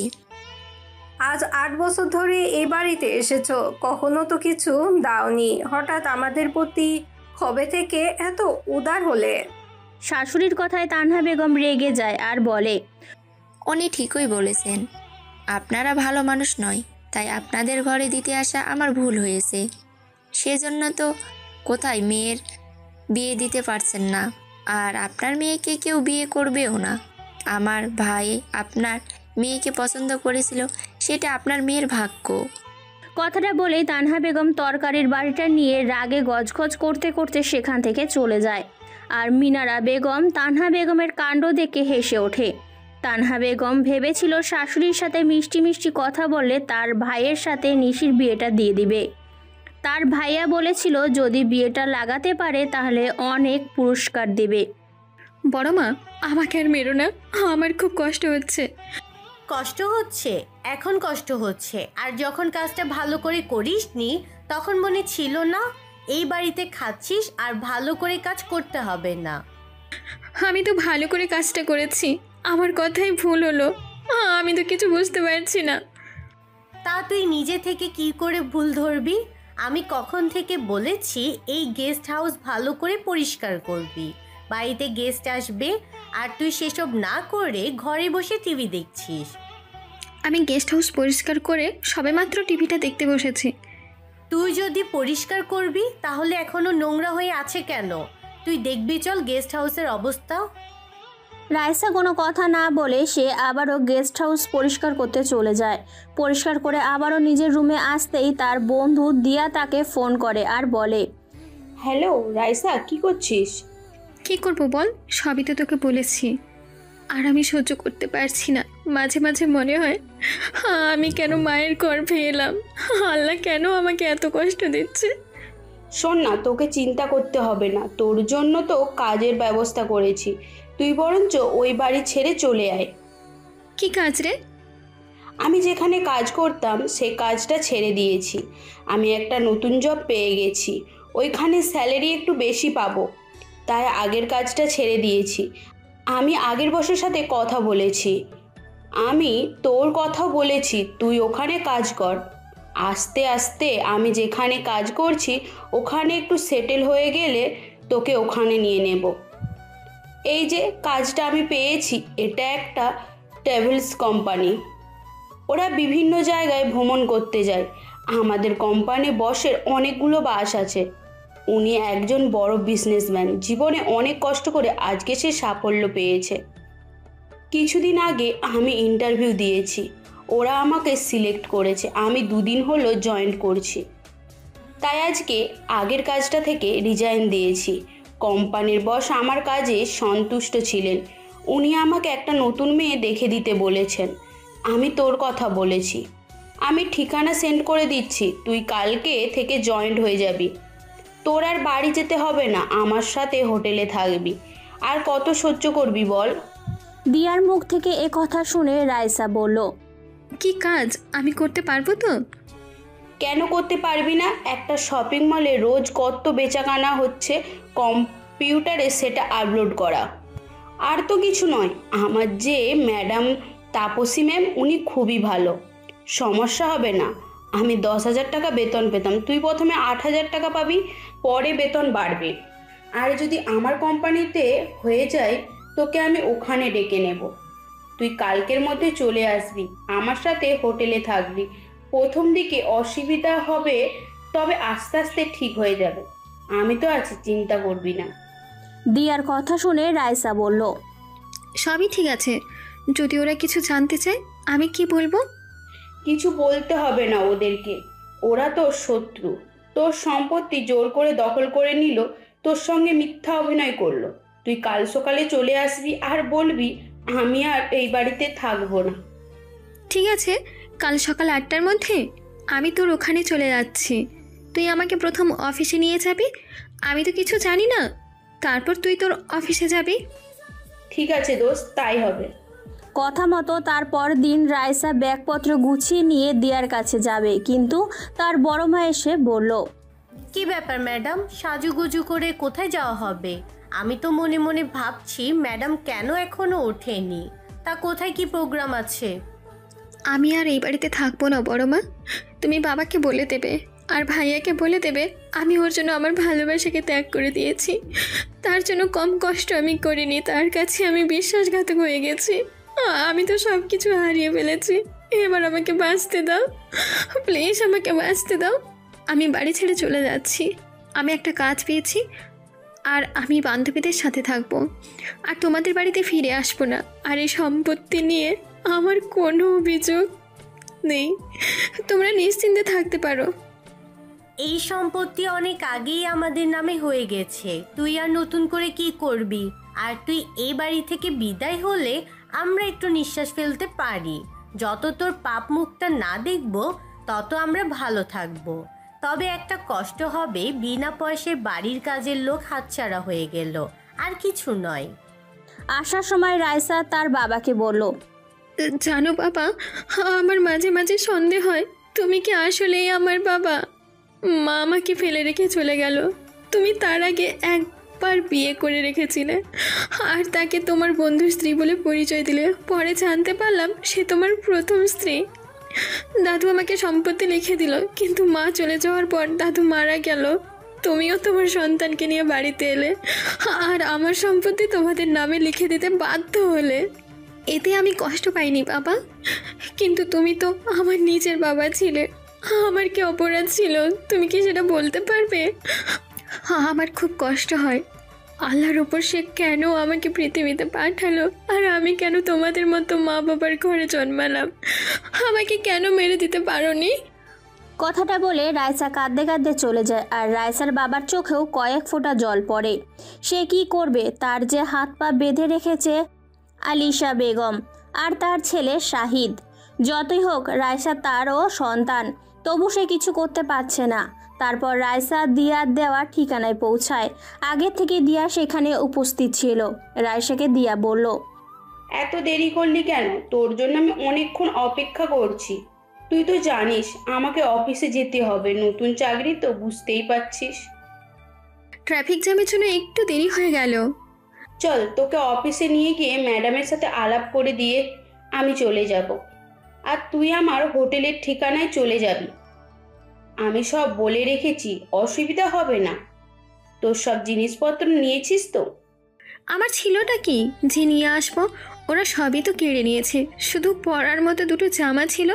আপাতত ওইগুলো দিয়েই কাজ চালাবো, পরে দেখা যাবে। তারপর ওরা ভেতরে ঢুকে দেখে তপসি ম্যাম কাজ করছে। দিয়া আগে তপসি ম্যামকে বলে, ম্যাম, আমার বান্ধবীকে এনেছি, এই আজকে থেকে আপনার কাছে কাজ করবে। আর আপনাকে তো আমি সবই বলে রেখেছি, আমার বান্ধবী খুব ভালো মেয়ে, কোনো সমস্যা হবে না, আপনাকে অভিযোগ করার সুযোগই দেবে না। দিয়ার কথায় তপসি ম্যাম রাইসার দিকে তাকায়। রাইসার মুখের দিকে তাকিয়ে সে একটা সরলতা খুঁজে পায়। তারপর রাইসার দিকে তাকিয়ে বলে, কি নাম তোমার? ইশরাত জেরিন রাইসা। সবাই আমাকে রাইসা বলেই ডাকে। ঠিক আছে, আমি তোমাকে সব কাজ বুঝিয়ে দিচ্ছি। আজকের দিনটা আমি তোমাকে হেল্প করছি, আশা করি সমস্যা হবে না। তুমি এই কম্পিউটারের সামনে বসো। এরপর তপসি ম্যাম রাইসাকে সমস্ত কাজকর্ম বুঝিয়ে দেয়। ছুটি হলে রাইসা দিয়ার দেওয়ার ঠিকানায় চলে আসে। দিয়ার বাড়ি অনেক দূর, তাই সে হোস্টেলে থাকে। হোস্টেলের মালিককে বলে রাইসার থাকার পারমিশন করে নেয়। রাইসাকে দেখে হোস্টেলের মালিক বলে, তোমার নাম রাইসা? হ্যাঁ স্যার, দিয়া আমাকে পাঠিয়েছে। উপরে উঠে যাও, সামনের রুমেও থাকে, কিন্তু চাবি দিয়ার কাছে আছে, তাই তোমাকে একটু ওয়েট করতে হবে। নিজামুদ্দিন কথা মতো রাইসা উপরে ওঠে। দিয়ার জন্য ওয়েট করতে থাকে। কিছুক্ষণের মধ্যে হোস্টেলের মালিক রাইসাকে খাবারের কথা বললেই রাইসা না করে দেয়। কিছুক্ষণের মধ্যে দিয়া চলে আসে আর রাইসাকে দেখে বলে, সরি, একটু দেরি হয়ে গেল, চল ভেতরে। দুজনে ভেতরে ঢুকে ফ্রেশ হয়ে তারপর রাতের খাবার খেয়ে দুজনে কিছু গল্প করে দিয়া বলে, সত্যি তোর পরিবারের লোকেরা কত খারাপ, তোর নিজের বাবাও ভালো নয়। ওইসব কথা থাক, আমি আর ওইসব নিয়ে ভাবি না। শুধু একটা ছেলের কাছে আমি বিশ্বাসঘাতক হয়ে গেলাম। তার সাথে আমার অভিনয় করার কথা ছিল, কিন্তু অভিনয় করতে করতে অজান্তে আমি তাকে ভালোবেসে ফেলেছি। আজও আমি তাকে খুব মিস করি। জানি না সে কেমন আছে, সে কখনো আমায় ক্ষমা করবে কি না। রাইসার মুখ থেকে এ কথা শুনে দিয়া বলল, তুই সেই কলেজ ঘটানোর কথা বলছিস, যেটা তোর শাহিদ ভাইয়া তোকে দিয়ে করিয়েছিল? হ্যাঁ। এদিকে আজকে নিশির বান্ধবী তমার বিয়ে। নিশি তাই তমাদের বাড়িতে এসেছে। হঠাৎ একটা ছেলের সাথে তার ধাক্কা লাগে, আর ছেলেটার হাতে জুস ছিল, সেটা তার পাঞ্জাবিতে গিয়ে পড়ে। নিশি সরি বলে সরে যেতে চাইলে ছেলেটি রেগে যায় আর বলে ওঠে, এই একটাই শব্দ, যেটা বললে 7 খুন মাফ হয়ে যায়। ধাক্কা মেরে আবার সরি। আপনার সরি নিকুচি করেছে। আপনার ধাক্কা দেওয়ার জন্য জুস লেগে আমার পাঞ্জাবিটা নষ্ট হয়ে গেছে, আমাকে আবার চেঞ্জ করতে হবে। ভদ্রলোক খুব রেগে গেছে দেখে নিশি কিছু বলে না। সে তমার কাছে গিয়ে দাঁড়ায়। কিছুক্ষণ পর সেই ছেলেটা তমার কাছে যায় আর তমাকে বলে, তমা, এই মেয়েটাকে রে? কার কথা বলছো ভাইয়া? এই যে তোর পাশে লাল রঙের লেহেঙ্গা পরে বসে আছে, ওর নাম কি? নিশি বুঝতে পারে তার কথা বলছে। তমা তখন নিশির দিকে তাকায়। নিশি ওখান থেকে উঠে যেতে চাইলে তমা ওর হাত ধরে ফেলে আর রায়হানকে উদ্দেশ্য করে বলে, কেন ভাইয়া, এটা আমার বান্ধবী নিশি। ও তোমার কি করেছে? তুমি মনে হচ্ছে মেয়েটার উপর রেগে আছো। তমার কথায় রায়হান বলে, ওই মেয়েটা একটু পাগল আছে জানিস। আমাকে ছুটে এসে ধাক্কা দিল, আমার হাতে জুসের গ্লাস ছিল, আমার পুরো পাঞ্জাবিতে লেগে গেল। অসভ্য মেয়ে একটা। রায়হানের কথায় নিশি রেগে যায় আর বলে, অসভ্য আমি নয়, আপনি। আমি তো কতবার সরি বললাম, আপনি সেই এক বিষয় নিয়ে পড়েই আছেন। আমার মনে হচ্ছে আপনার মাথায় সিট আছে। কি বললেন? আমার মাথায় সিট আছে? ঠিক আছে, আমি তোমাকে দেখে নেব। হ্যাঁ হ্যাঁ, দেখে নেবেন। জানতো এখান থেকে একটা ভুল করে ফেলেছি, তার জন্য কতবার সরি বলেছি, আর সেই নিয়ে পড়ে আছে। কানটা একেবারে ঝালাফালা করে দিল। ওনার বউ কি করে ওনাকে নিয়ে সংসার করে কে জানে।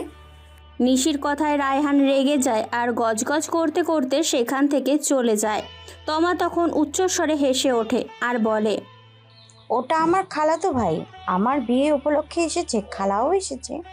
ভাইয়া খুবই ভালো, কিন্তু একটু পরিষ্কার পরিচ্ছন্ন পছন্দ করে, নোংরা একদম দেখতে পারে না। ভাইয়ার এখনো বিয়ে হয়নি। তমার গায়ে হলুদের পর্ব চলছিল। নিশি হলুদ মেখেছিল, তারপর সে ড্রেস চেঞ্জ করে শাড়ি পরে ঠিক সেই সময় রায়হান নিশিকে হলুদ মাখিয়ে দেয় আর বলে, হিসাব বরাবর ম্যাডাম। আমার পিছনে কেউ লাগলে কখনো ছাড় পায় না, আর আপনিও পাবেন না। আমার ক্ষতি করলে আমিও তার ক্ষতি করি, কেমন? তাই এবার পিছু লাগলে ভাববেন। ধন্যবাদ ম্যাডাম। কথাটা বলেই রায়হান ওখান থেকে চলে যায়। নিশি ওর শরীরের দিকে তাকিয়ে দেখে তার সারা শরীরে হলুদে ভর্তি করে দিয়েছে। নিশির কিছুটা কান্না পায়। সে তো তমার কাছে গেলে তমা নিশিকে দেখে হাসতে থাকে, আর ওখানে উপস্থিত সকলেই হাসতে থাকে। তমা হাসতে হাসতে বলে, তোর এই অবস্থা কে করলো? কে আর করবে? তোর ওই পাগল ভাইটা। আমি ওর পাঞ্জাবিতে জুস ফেলেছিলাম, সেই জন্য আমার শরীরে হলুদ মাখিয়ে তার শোধ দিল। বলেছে হিসাব নাকি বরাবর। বলতে পারে সেই পাগলামির মানে কি? নিশির কথায় তমা মজা করে বলে, আমি জানি ভাইয়া কেন তোকে হলুদ মাখিয়েছে, তবে এখন কিচ্ছু বলবো না।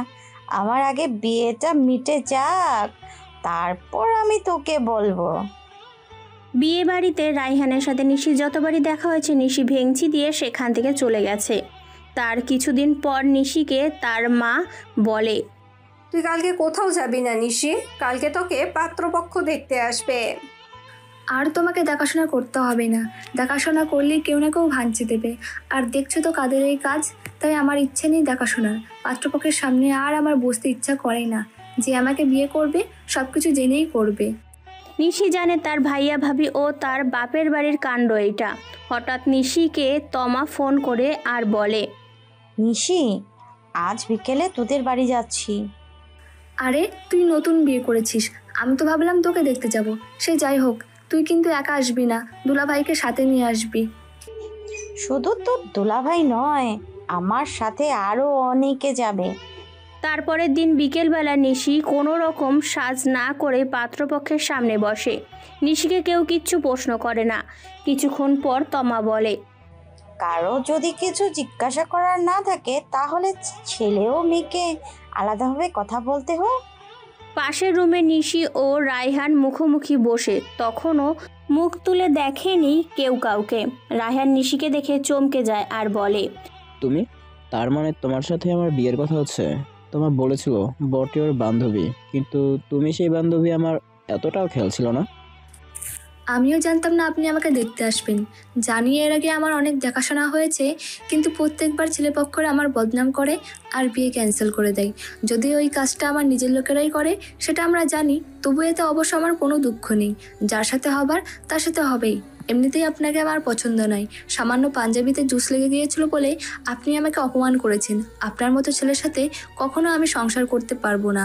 তাই তাদেরকে বলে দিতে হবে, আর কষ্ট করে তারা যেন ভাঙচি না দেয়। আমি নিজে থেকেই না করে দিচ্ছি।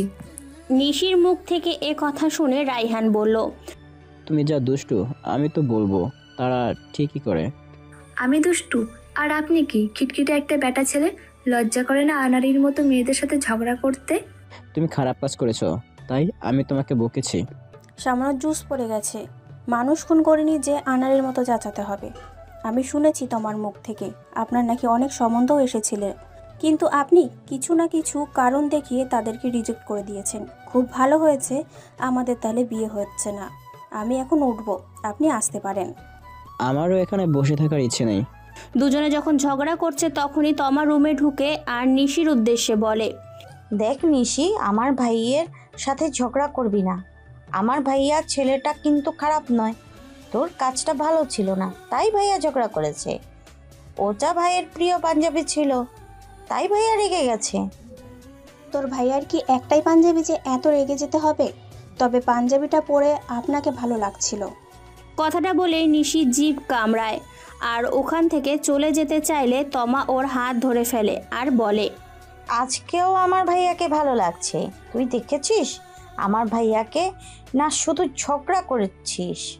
তোর ভাইয়া এসে আমার সাথে ঝগড়া করতে শুরু করে দিয়েছে, সেখানে আমি কি করব বল? মানছি তোর ভাইয়াকে দেখতে ভালো, কিন্তু আমি রূপ নিয়ে ধুয়ে ধুয়ে জল খাবো? আমি এত ভালো মানুষ নই, তোর ভাইয়াকে আমার পছন্দ নয়। তখনই পাশে বসা রায়হান বলে, তোমা, তোর বান্ধবী সত্যি খারাপ। এই মেয়েকে নিয়ে আমি কি করে সংসার করব বল? কথায় কথায় আমার সাথে ঝগড়া করছে। আর তুই তো জানিস আমি কত শান্তপ্রিয় মানুষ, তাই আমাদের কোনোভাবেই বনিবনা হবে না। তাই এই বিয়ে না হওয়াই ভালো। আমি আমার পরিবারের কথায় আর তোকে বিশ্বাস করে এখানে এসেছি। আমার মনে হয় না এখানে আমাদের আর থাকা উচিত। কথাটা শুনে রায়হান উঠে যেতে চাইলে তমা হাত ধরে আর বলে, প্লিজ ভাইয়া, না বলিস না।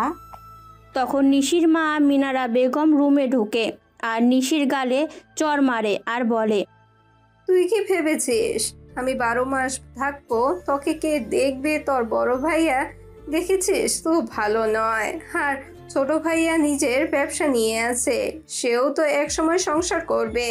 সেও ভাবি হয়তো তোর মনের মতো নাও হতে পারে, তাই তোকে যাকে দেখে দিচ্ছি তাকে বিয়ে করতে হবে। রায়হান ভালো ছেলে, ওর পরিবারও ভালো, তাই তোর আপত্তি আমি শুনবো না। এই বিয়ে হচ্ছে। তারপর মিনারা বেগম রায়হানের হাত দুটো ধরে আর করুণ স্বরে বলে, প্লিজ রায়হান, তুমি কিছু মনে করো না। আসলে আমার মেয়েটার উপর দিয়ে অনেক ঝড় বয়ে গেছে, তাই এরকম করছে। কথাটা বলে মিনারা বেগম ওখান থেকে চলে যায়, সাথে তমাও চলে যায়। রায়হান খেয়াল করে নিশি ফুপিয়ে ফুপিয়ে কাঁদছে। রায়হান বলে, সরি, আমারই ভুল হয়েছে তোমার সাথে ওভাবে আচরণ করা। আমারই ঠিক হয়নি। আসলে আমি ভাবতে পারিনি তোমার মা এত রেগে যাবে তোমার উপরে। রায়হানের কথায় নিশি রায়হানকে বলে, আপনি আমাকে তাড়াতাড়ি বিয়ে করে এখান থেকে নিয়ে চলুন। আমার এখানে থাকতে ভালো লাগছে না। আপনি যদি বিয়ে না করেন তাহলে আমাকে বিষ খেয়ে মরতে হবে। কথাটা বলে নিশি মুখ তুলে রায়হানের দিকে তাকায়। রায়হানের খুব মায়া হয়। সে নিশির কাছে এগিয়ে আসে আর নিশির হাত ধরে বলে, চলো আমার সাথে। কোথায় যাব আমি? তাছাড়া আপনি আমার হাত ধরেছেন কেন? চুপ করবে, আর কোনো কথা বলবে না। আমি যা বলবো তোমাকে সেটাই করতে হবে। তোমার আর কোনো স্বাধীনতা নেই। নিশির হাত ধরে রায়হান পাশের রুমে তার মা, বড় ভাবি আর বাবা যেখানে ছিল সেখানে নিয়ে আসে। রায়হান তার মাকে উদ্দেশ্য করে বলে, মা, আমি আজকে নিশিকে বিয়ে করব। তোমাদের কারো কোনো আপত্তি নেই তো? তাহলে এখনই তোমরা বিয়ের ব্যবস্থা করো। আমি আজকে বিয়ে করে ওকে আমার সাথে নিয়ে যাব। রায়হানের কথা শুনে নিশি রায়হানের মুখের দিকে তাকায়। তমা আনন্দে নিচে উঠে মিনারা বেগম রায়হানকে বলে, আজকে বিয়ে করবে? হ্যাঁ, আজকে করব। আমার ছেলেকে জানাতে হবে, ও ব্যবসা করে, কলকাতা শহরে থাকে, ওর অনুমতি লাগবে। ওর বোনকে খুব ভালোবাসে, তাই ওর কথা না শুনে আমি তো বিয়েটি করতে পারবো না। আপনি আপনার ছোট ছেলের ফোন নাম্বার দিন, আমি ওর সাথে কথা বলে নেব। নিবিড় তখন ল্যাপটপে বসে কাজ করছিল। হঠাৎই তার ফোনটা বেজে ওঠে। অপরিচিত নাম্বার দেখে নিবিড় ফোনটা তোলে আর অপর পাশ থেকে একটা ছেলের কণ্ঠ শোনা যায়। সে বলে, আসসালামু আলাইকুম ভাইয়া, কেমন আছেন? ওয়ালাইকুম আসসালাম, আলহামদুলিল্লাহ। কিন্তু ভাইয়া আপনি কি বলছেন? ভাইয়া, আমার নাম রায়হান তালুকদার। আমার বাড়ি হাওড়া জেলা আমতা থানার অন্তর্গত একটি গ্রামে। আমরা দুই ভাই। আমি ছোট। আমি আমাদের বাড়ির পাশের গ্রাম একটা প্রাইমারি স্কুলে শিক্ষকতা করি। আমার বয়স 30 বছর। আমাদের কিছু জমি জায়গা আছে। আমার বাবা সেই সব দেখাশোনা করে। আর সেই সাথে বাবার কীটনাশক সারের দোকান আছে। আপনার বোনের সাথে আমার বিয়ের যোগাযোগ হচ্ছে। আমার খালাতো বোন তো আমার বান্ধবী আপনার বোন। ওখানে আমার পরিবার আপনার বোনকে দেখে আর পছন্দ হয়ে যায়। আজকে আপনাদের বাড়িতে এসেছি আপনার বোনকে দেখতে। আমার আপনার বোনকে পছন্দ হয়েছে, এমনকি আমার পরিবার পছন্দ হয়েছে। তাই আমি দেরি করতে চাই না। আমি আজকে বিয়েটা সেরে ফেলতে চাই। আপনার মা আপনার মতামতের জন্য অপেক্ষা করছে। এবার আপনার কী ইচ্ছা সেটা বলুন। রায়হানের কথাগুলো এতক্ষণ মন দিয়ে শুনল নিবিড়, তারপর হেসে বলল, তোমার কথাগুলো খুব সুন্দর, আমার ভালো লেগেছে। আমার এই বিয়েতে আপত্তি নেই। মা ও নিশির যদি মত থাকে, আমি তোমাকে চিনিও, নিশ্চয়ই আমার বোনের ক্ষতি করবে না। ওর ছোটবেলার বান্ধবী, ওর পরিবারকেও আমি চিনি। আর তুমি নিশ্চয়ই শুনেছ আমার নিজের ভাইয়া ও ভাবি ওরা বারবার আমার বোনের নামে উল্টোপাল্টা কথা বলে বিয়েতে ভাঙচি দিচ্ছে। এইসব খবর আমার কানে আসে, মা খুব কান্নাকাটি করে। আমি মাকে বোঝাই যে ওরা ওদের কাজ করুক, যদি কোনো ভালো ছেলে আসে দেখবে সে ওদের কথায় কান দিবে না, সে সব জেনে আমার বোনকে গ্রহণ করবে। তুমি শুধু অপেক্ষা করো, আল্লাহ নিশ্চয়ই সেদিন দিবে। তাই আল্লাহ সেদিন দিয়েছে, তুমি বিয়ে করো। তার আগে আমি আমার মা ও বোনের সাথে একটু কথা বলতে চাই। তারপর নিবিড় তার মায়ের সাথে কথা বলে। তার মা বলে, নিবিড়, তোর পছন্দ তো বাবা ছেলেটাকে? হ্যাঁ মা, পছন্দ। তুমি বিয়ে দিতে পারো। ছেলেটার কথাবার্তা আমার ভালো লেগেছে, মনে হয় না কোনো কিছু লুকিয়েছে। তাছাড়া তোমাদের আত্মীয়, তোমার তো নিশির ছোটবেলার বান্ধবী, ও তো নিশির ক্ষতি করবে না। তারপর নিবিড় নিশির সাথে কথা বলে আর বলে, বোন, তুই খুশি মনে বিয়ে কর, আমি বলছি তুই সুখী হবে। আর তোর জামাই খুব মিষ্টি। তুই কি করে বুঝলি? তুই তোকে দেখিসনি? আরে ওর কথাগুলো শুনে মনে হয়েছে। তুই কি করে সুন্দর বলছিস ভাইয়া? ওই রকম কর্কশ গলা, আর তুই বলছিস সুন্দর?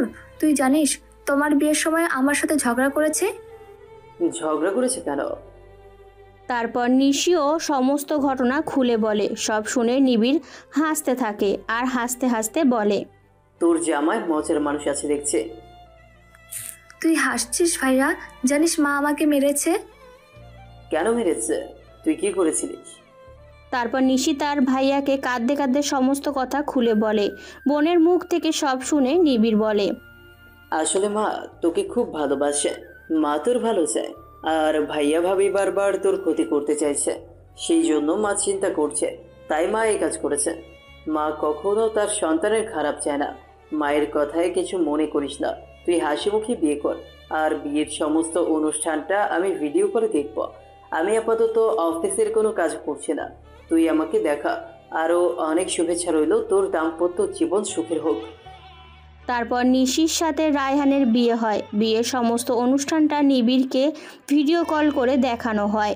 এইদিকে শাহিদ বিজনেসের জন্য তার এক বন্ধু রুদ্রকে ফোন করে রুদ্র বলে, তুই কি চাইছিস?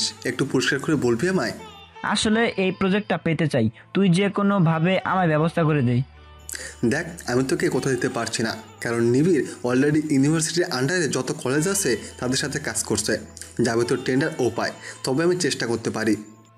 রুদ্র সরকার হলো শাহিদের ঘনিষ্ঠ বন্ধু, বিজনেসম্যান এবং শাহিদের বিজনেসের পার্টনার। তারও ট্রাভেলসের ব্যবসা আছে। কলেজ থেকে বাসে করে দূরে যাওয়া হয়, তাই তার চেষ্টা করছে কলেজের সাথে কথা বলে তাদের বাসে করে যাতে ছেলে মেয়েদের যেতে পারে। কিন্তু নিবিড় অলরেডি কিছু কলেজের সাথে যুক্ত হয়ে গেছে, তারা সব সময় নিবিড়ের সাথেই কাজ করে। রুদ্র মুখ থেকে নিবিড়ের কথা শুনে শাহিদ বলে, নিবিড় আমার বন্ধু, ও বিজনেসের কাজে আমাকে সাহায্য করে। এখন সব কাজগুলো ওই পারছে, কিন্তু ওর সাথে ভালো কথা বললেও আমি ওকে সহ্য করতে পারি না। অবশ্যই ও জানে না যে আমি ওকে পছন্দ করি না। আমি অনেক চেষ্টা করেছিলাম ওর নামে মিথ্যা অপবাদ দিয়ে ওর ক্ষতি করার, কিন্তু কিছুতেই কিছু করা গেল না। ও তো ওর স্বপ্ন ঠিকই পূরণ করলো, মাঝখান থেকে ওই মেয়েটাই ফেসে গেল। তুই কি বলছিস শাহিদ? আমি তোর কথা কিছু বুঝতে পারছি না। তারপর শাহিদ রুদ্রকে সমস্ত ঘটনা খুলে বলে। রাইসা তার কে হয়, রাইসার সম্পত্তি কিভাবে নিজের নামে লিখে দিয়েছে, কিভাবে তাকে দিয়ে নিজের ক্ষতি করতে চেয়েছে, তারপর কিভাবে তার ওপর অত্যাচার করা হতো, সমস্ত ঘটনা রুদ্রকে খুলে বলে। সব শুনে রুদ্র বলে, এটা তুই ঠিক করিসনি শাহিদ, নিবিড়ের ক্ষতি করতে পারলি না, মাঝখান থেকে একটা সরল মেয়েকে ফাঁসিয়ে দিলি। কি দরকার ছিল তোর? তুই তো পরিশ্রম করে ইনকাম করতে পারতিস, কিন্তু তুই তা করিসনি।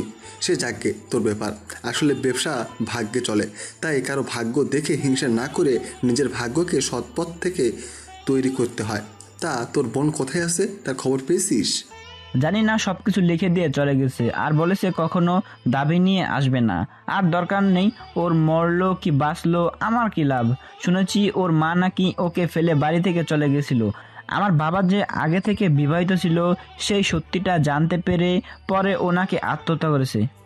শাহিদের কথায় রুদ্র বিরক্ত হয় আর বলে, এখন ডাকছি, পরে কথা বলবো। এদিক দিয়ে দিয়া অফিসে এসে নিবিড়ের সাথে দেখা করতে যায় আর বলে, may I come in sir? Yes, come in. দিয়া ভেতরে ঢুকে নিবিড়কে উদ্দেশ্য করে বলে, স্যার আমাকে ডেকেছেন?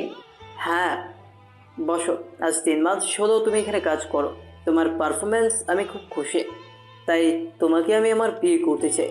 কালকে থেকে তুমি এই কাজে জয়েন করবে। Thank you sir. দিয়া বাড়ি ফিরে দেখে রাইসা মন খারাপ করে বসে আছে।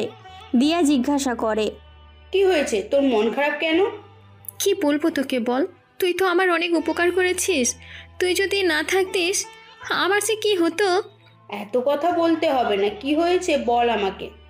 তুই তো জানিস আগের মাসে স্যালারি দেয়নি, আবার তাপসী ম্যাম বলেছে এ মাসে দিতে পারবে না, আমাকে ম্যানেজ করতে বলেছে। আমি কি করে ম্যানেজ করব বল? আমার যাতায়াত খরচ আছে, সেটা তো আমি ঘর থেকে করতে পারি না। রুমটা নয় তোর সাথে শেয়ার করি, খাওয়াটা তো তোর সাথে করি, কিন্তু টাকা না পেলে কদিন কাজ করব? আমাকে অন্য জব দেখতে হবে, এই কাজটা করলে হবে না। ঠিক আছে, তোকে চিন্তা করতে হবে না, আমি যেখানে কাজ করি সেখানে তোকে ব্যবস্থা করে দেব। আজকে বস আমায় ডেকেছিল, আমার কাজে খুব খুশি হয়ে আমাকে প্রমোশন করেছে। ওই কাল থেকে আমি পিএ হিসেবে কাজ করব। আমার জায়গায় নিশ্চয়ই ওরা অন্য লোক নেবে। আমি তোর কথা বলবো, আমি কালকে স্যারের সাথে কথা বলবো। আয় খাবি আয়, আজকে আসার সময় গরম গরম বিরিয়ানি এনেছি, এক্ষুনি খেয়ে নেব, তাহলে ঠান্ডা হয়ে যাবে। আমার কিছু ভালো লাগছে না, তুই খা। দিয়া জোর করে রাইসাকে খাইয়ে দেয়। তারপরের দিন দিয়া অফিসে গিয়ে নিবিড়কে বলে, স্যার আপনার সাথে আমার কিছু কথা আছে। বল। স্যার আমি তো আপনার পিএর কাজ করব, তাহলে আমার জায়গায় তো আপনি অন্য লোক নেবেন। হ্যাঁ নেব তো, আমি ম্যানেজারকে বলেছি ভ্যাকেন্সি খালি আছে, তাই কাগজে বিজ্ঞাপন দিতে। স্যার একটা অনুরোধ ছিল, আমার এক বান্ধবী আছে, ও একটা কাজ করতো কিন্তু সেখানে স্যালারি পাচ্ছে না, তাই আমি বলছিলাম আমার বান্ধবীকে কাজটা দেবেন। ও কম্পিউটার জানে, কোনো সমস্যা হবে না, যথেষ্ট ভালো মেয়ে। দেখো দিয়া, আমি কারো সুপারিশে কাউকে চাকরি দিই না, আমি যোগ্যতা দেখে কাজ দিই। তোমার পারফর্ম অবশ্যই ভালো, তোমার জন্য তোমার বান্ধবী একটা সুযোগ দিব। ওকে 15 দিনের মধ্যে ভালো কিছু করে দেখাতে হবে। যদি পারে আমি তাকে পার্মানেন্ট করে দিব, তা না হলে আমি নিতে পারবো না। সরি, তুমি কিছু মনে করবে না। ঠিক আছে স্যার, তাই হবে। তাহলে আমার বান্ধবীকে কালকে আসতে বলি। হ্যাঁ, কালকে আসতে বলো, আর ওকে বায়োডাটার সাথে আনতে বলবে। শুধুমাত্র তোমার জন্য ওকে আমি 15 দিন সুযোগ দিলাম। Okay sir. তারপরের দিন দিয়া রাইসাকে নিয়ে আসে ম্যানেজার শরীফুল। তার ইন্টারভিউ নেয় এবং দিয়া তাকে কাজ বুঝিয়ে দেয়। নিবিড় 2 দিনের জন্য আগরতলা গিয়েছিল। সেই ম্যানেজারকে দায়িত্ব দিয়েছিল রাইসার ইন্টারভিউর দায়িত্ব দিয়েছিল আর তার কাজে বুঝিয়ে দেওয়ার জন্য। 2 দিন পর নিবিড় অফিসে এলে সে দিয়াকে ডেকে পাঠায় আর বলে, দিয়া, তোমার জায়গায় যাকে নিয়োগ করেছিলে তোমার বান্ধবী, তাকে ডেকে পাঠাও আর ওকে দার্জিলিংয়ের ফাইলটা আনতে বলো। দিয়ার সাথে সাথে রাইসাকে ফোন করে আর বলে, তুই স্যারের কেবিনে আয়, স্যার তোকে ডাকছে। আর দার্জিলিংয়ে যে ফাইলটা আমি তোকে দিয়েছিলাম তুই সেটা কমপ্লিট করে রেখেছিস তো, ওটা নিয়ে আয়, এক্ষুনি আসবি। আচ্ছা। রাইসা নিবিড়ের রুমে ঢোকার আগেই সেই পারমিশন নেয় আর বলে, may I coming sir? Yes, come in. নিবিড় তখন মাথায় হেড করে ফাইল চেক করছিল। সে হেড হয়ে খাতাটা রাইসার কাছ থেকে নেয়। এক জায়গায় একটা ভুল দেখতে পেয়ে সেই রাইসার দিকে তাকাতেই চমকে যায়। নিবিড়কে দেখে রাইসা চমকে যায় আর 2 পা পিছিয়ে আসে। নিবিড়ের চোখ দিয়ে তখন আগুন ঝরছিল আর রাইসা তখন ভয়ে কাঁপছে। নিবিড় একটু স্বাভাবিক হয়ে দিয়াকে বলে, দিয়া, তুমি আমার জন্য 1 কাপ কফি নিয়ে এসো। দিয়া চলে গেলে নিবিড় রাইসার মুখের দিকে তাকায় আর চিৎকার করে ঝাঁঝালো সরি বলে, কিছু কাজ জানো না তো এখানে কাজ করতে এসেছো কেন? আমি দিয়াকে বলেছিলাম কাজ না জানলে। আমি তোমাকে রাখবো না। আমি মাত্র 15 দিন সময় দিয়েছিলাম, কিন্তু আমার মনে হচ্ছে তুমি যোগ্য নও, তাই তোমাকে আর আসতে হবে না। এখনই তুমি আমার সামনে থেকে চলে যাবে। কথাটা বলেই নিবিড় ফাইলটা রাইসার দিকে ছুঁড়ে মারে। রাইসার মাথায় ব্যথা পায়, সে আর বলে ওখানে বসে পড়ে। নিবিড় চেয়ার থেকে উঠে রাইসার কাছে আসে, তারপর রাইসার 2 গাল ধরে রাইসাকে ঝাড়লে সরি বলে। তুই কি ভেবেছিলিস তুই আমার নামে মিথ্যা বদনাম দিবি আর আমি সারা জীবন জেলে পচে মরব? আর তুই বুঝিস না কেন? বাপেরও বাপ থাকে। তুই আমার পড়াশোনার ক্ষতি করলি, আমার স্বপ্নগুলো মারতে পারিসনি। আমার ইচ্ছা ছিল আমি বিজনেস ম্যানেজমেন্ট পড়ব, তুই তো সেটা হতে দিলি না। তারপরও আমার জামিন হলে আমার এক পরিচিতের মাধ্যমে ব্যাংকে লোন নিলাম, তারপর ব্যবসা শুরু করি। অনেক পরিশ্রম করে আজকে আমি এই জায়গায়। হয়তো পড়াশোনা কমপ্লিট করলে আমি খুব সহজে যে জায়গায় পৌঁছতে পারতাম, তোর মিথ্যে বদনামে আমার সেই জায়গায় পৌঁছতে অনেক দেরি হয়েছে। আমার কষ্ট হয়েছে আমার লক্ষ্য পূরণ করতে। তুই তো বড় লোকের মেয়ে, কোটিপতি, আর আজকে তুই ভিখারির কাছে চাকরি করতে এসেছিস। নিবিড়ের কথায় রাইসা কেঁদে ফেলে। সে কাঁদতে কাঁদতে বলে, তুমি বিশ্বাস করো, আমি ইচ্ছে করে এই কাজ করিনি। আমার ভাইয়া আমাকে জোর করে এই কাজ করতে বাধ্য করেছে। ও তোমার বন্ধু ছিল কিন্তু। তুই চুপ কর, তুই একটা কথাও বলবি না। শাহিদের মতো ছেলে হয় না, সে আমার বন্ধু। সে এখন বিজনেস করছে আর আমি তাকে সাহায্য করছি। সে আমাকে সব বলেছে। তুই হলি চরিত্রহীন একটা মেয়ে, তোকে আমি বিশ্বাস করিনি। তুই সেদিন কি বলেছিলিস? আমি নাকি তোকে জোর করে আমার বাড়িতে ডেকে নিয়ে গিয়ে আজকে তোকে আমি দেখাবো রেপ কি জিনিস। তোর এমন অবস্থা করব তুই আর মুখ দেখাতে পারবি না। কথাটা বলে নিবিড় কিছুটা জোর করে রাইসাকে পিছনের দরজা দিয়ে বাইরে নিয়ে আসে, তারপর গাড়িতে চলে যায়। কিছুক্ষণের মধ্যে নিবিড় রাইসাকে নিয়ে তার ফ্ল্যাটে পৌঁছে যায়। রাইসা কাঁদতে থাকে। নিবিড় তার কোনো কথা শোনে না। দিয়াকে মেসেজ করে জানিয়ে দেয় হঠাৎ একটা কাজ পড়ে যায়, সে বাইরে গেছে। সে রাইসাকে নিয়ে বিছানায় ছুঁড়ে মারে। তারপর রাইসার মুখের দিকে তাকিয়ে দেখে রাইসার চোখ বুজে আছে। নিবিড় রাগে রাইসার উপর ঝাঁপিয়ে পড়ে, তার গলায় গালে কামড় বসায়। তারপর সে যখন রাইসার মুখের দিকে তাকিয়ে দেখে রাইসার চোখ দিয়ে জল বেরোচ্ছে, তার অতীতের কিছু কথা মনে পড়ে যায়। সেও তো ভালোবাসে রাইসাকে, হ্যাঁ সে আজও ভালোবাসে। তাই তো কোনো মেয়েকে তার জীবনে জায়গা দিতে পারেনি। নিবিড় পারল না, রাইসাকে ছেড়ে দিল। তারপর নিজের হাত দুটো রুমের দেয়ালে ঘুষি মারতে থাকে। নিবিড়কে এই অবস্থায় দেখে সে ভয় পেয়ে যায়।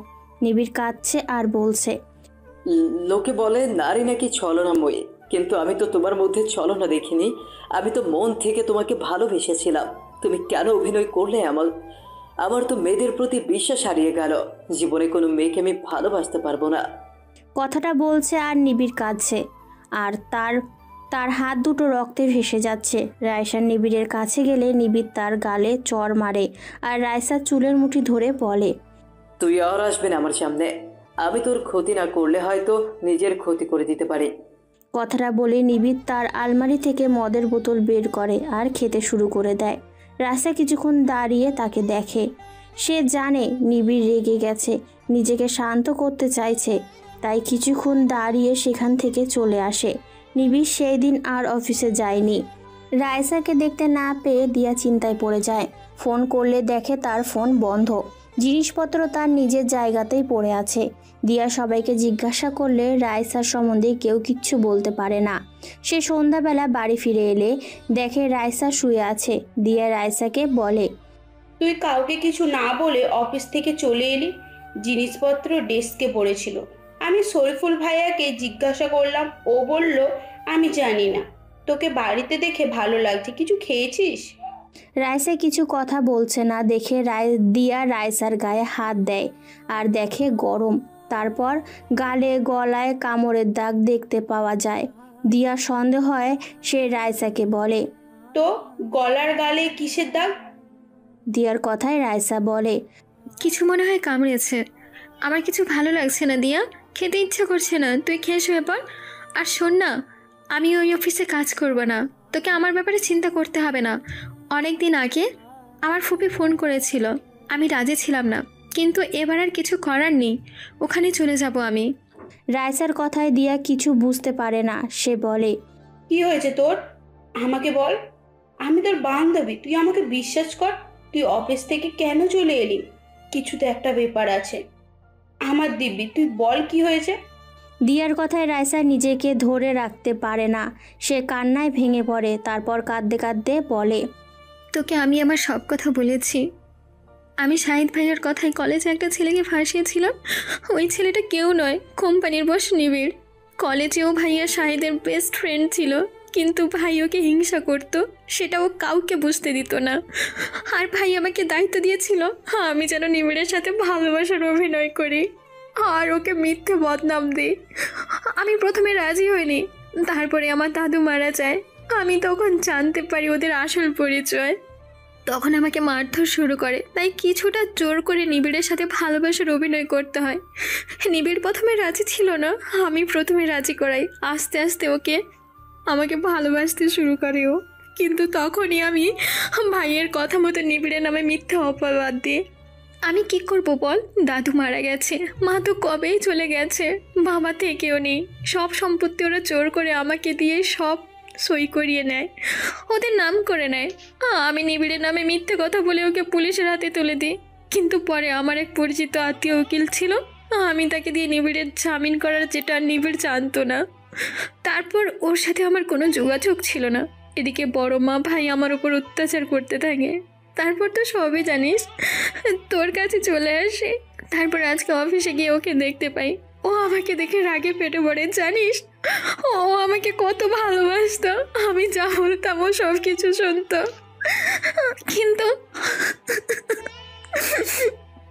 কিন্তু আজকের ওর মধ্যে আমি হিংস্রতা দেখেছি। তুই তো চলে গেলি, তারপর পিছন দরজা দিয়ে আমাকে ওর ফ্ল্যাটে নিয়ে গেছিল। কিছুক্ষণ দুজনে চুপচাপ, তারপর দিয়া বলে, স্যার কি তোর সাথে কিছু করেছে? না, কিছু করেনি, করতে পারেনি। আসলে ভালোবাসে তো, তাই হয়তো আমাকে কষ্ট দিতে পারেনি। এই যে দাগগুলো দেখেছিস, এগুলো কামড়ের দাগ। নিজেকে সামলাতে না পেরে এই সামান্য কষ্টটাও আমাকে দিয়েছে। আমি কষ্ট পাইনি, এটা আমার ভালোবাসা। জানিস তো, আমার সাথে এরকম করার পর ও হাত দুটো দিয়ে দেওয়ালে ঘুষি মেরে রক্তাক্ত করে। আমি কিছু আটকাতে গেলেও ঝাঁঝিয়ে ওঠে আর বলে, তুমি বাড়ি চলে যাও, তুমি থাকলে আমি নিজেকে কন্ট্রোল করতে পারবো না, কিছু করে ফেলবো। তারপর আমি চলে আসি। এদিকে নিবিড় এত নেশা করেছিল তার কোনো খেয়াল ছিল না। তারপরের দিন কাজের বুয়া দেখে দরজা খোলা আছে। সে ভেতরে ঢুকে দেখে নিবিড় এক জায়গায় পড়ে আছে। সে গিয়ে নিবিড়কে বলে, বাপজান, বাপজান। কাজের বুয়া নাতাশা বেগম নিবিড়কে বাপজান বলে ডাকে। নাতাশা বেগমের ডাকে নিবিড় চোখ খুলে তাকায়। নাতাশা বেগম বলে, কি হয়েছে বাবা, তুমি এখানে শুয়ে আছো কেন?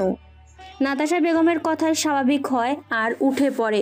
গত রাতের কথা তার সব মনে পড়ে। সে নাতাশা বেগমকে বলে, খালা, তুমি ব্রেকফাস্ট রেডি করো, আমি ফ্রেশ হয়ে আসছি।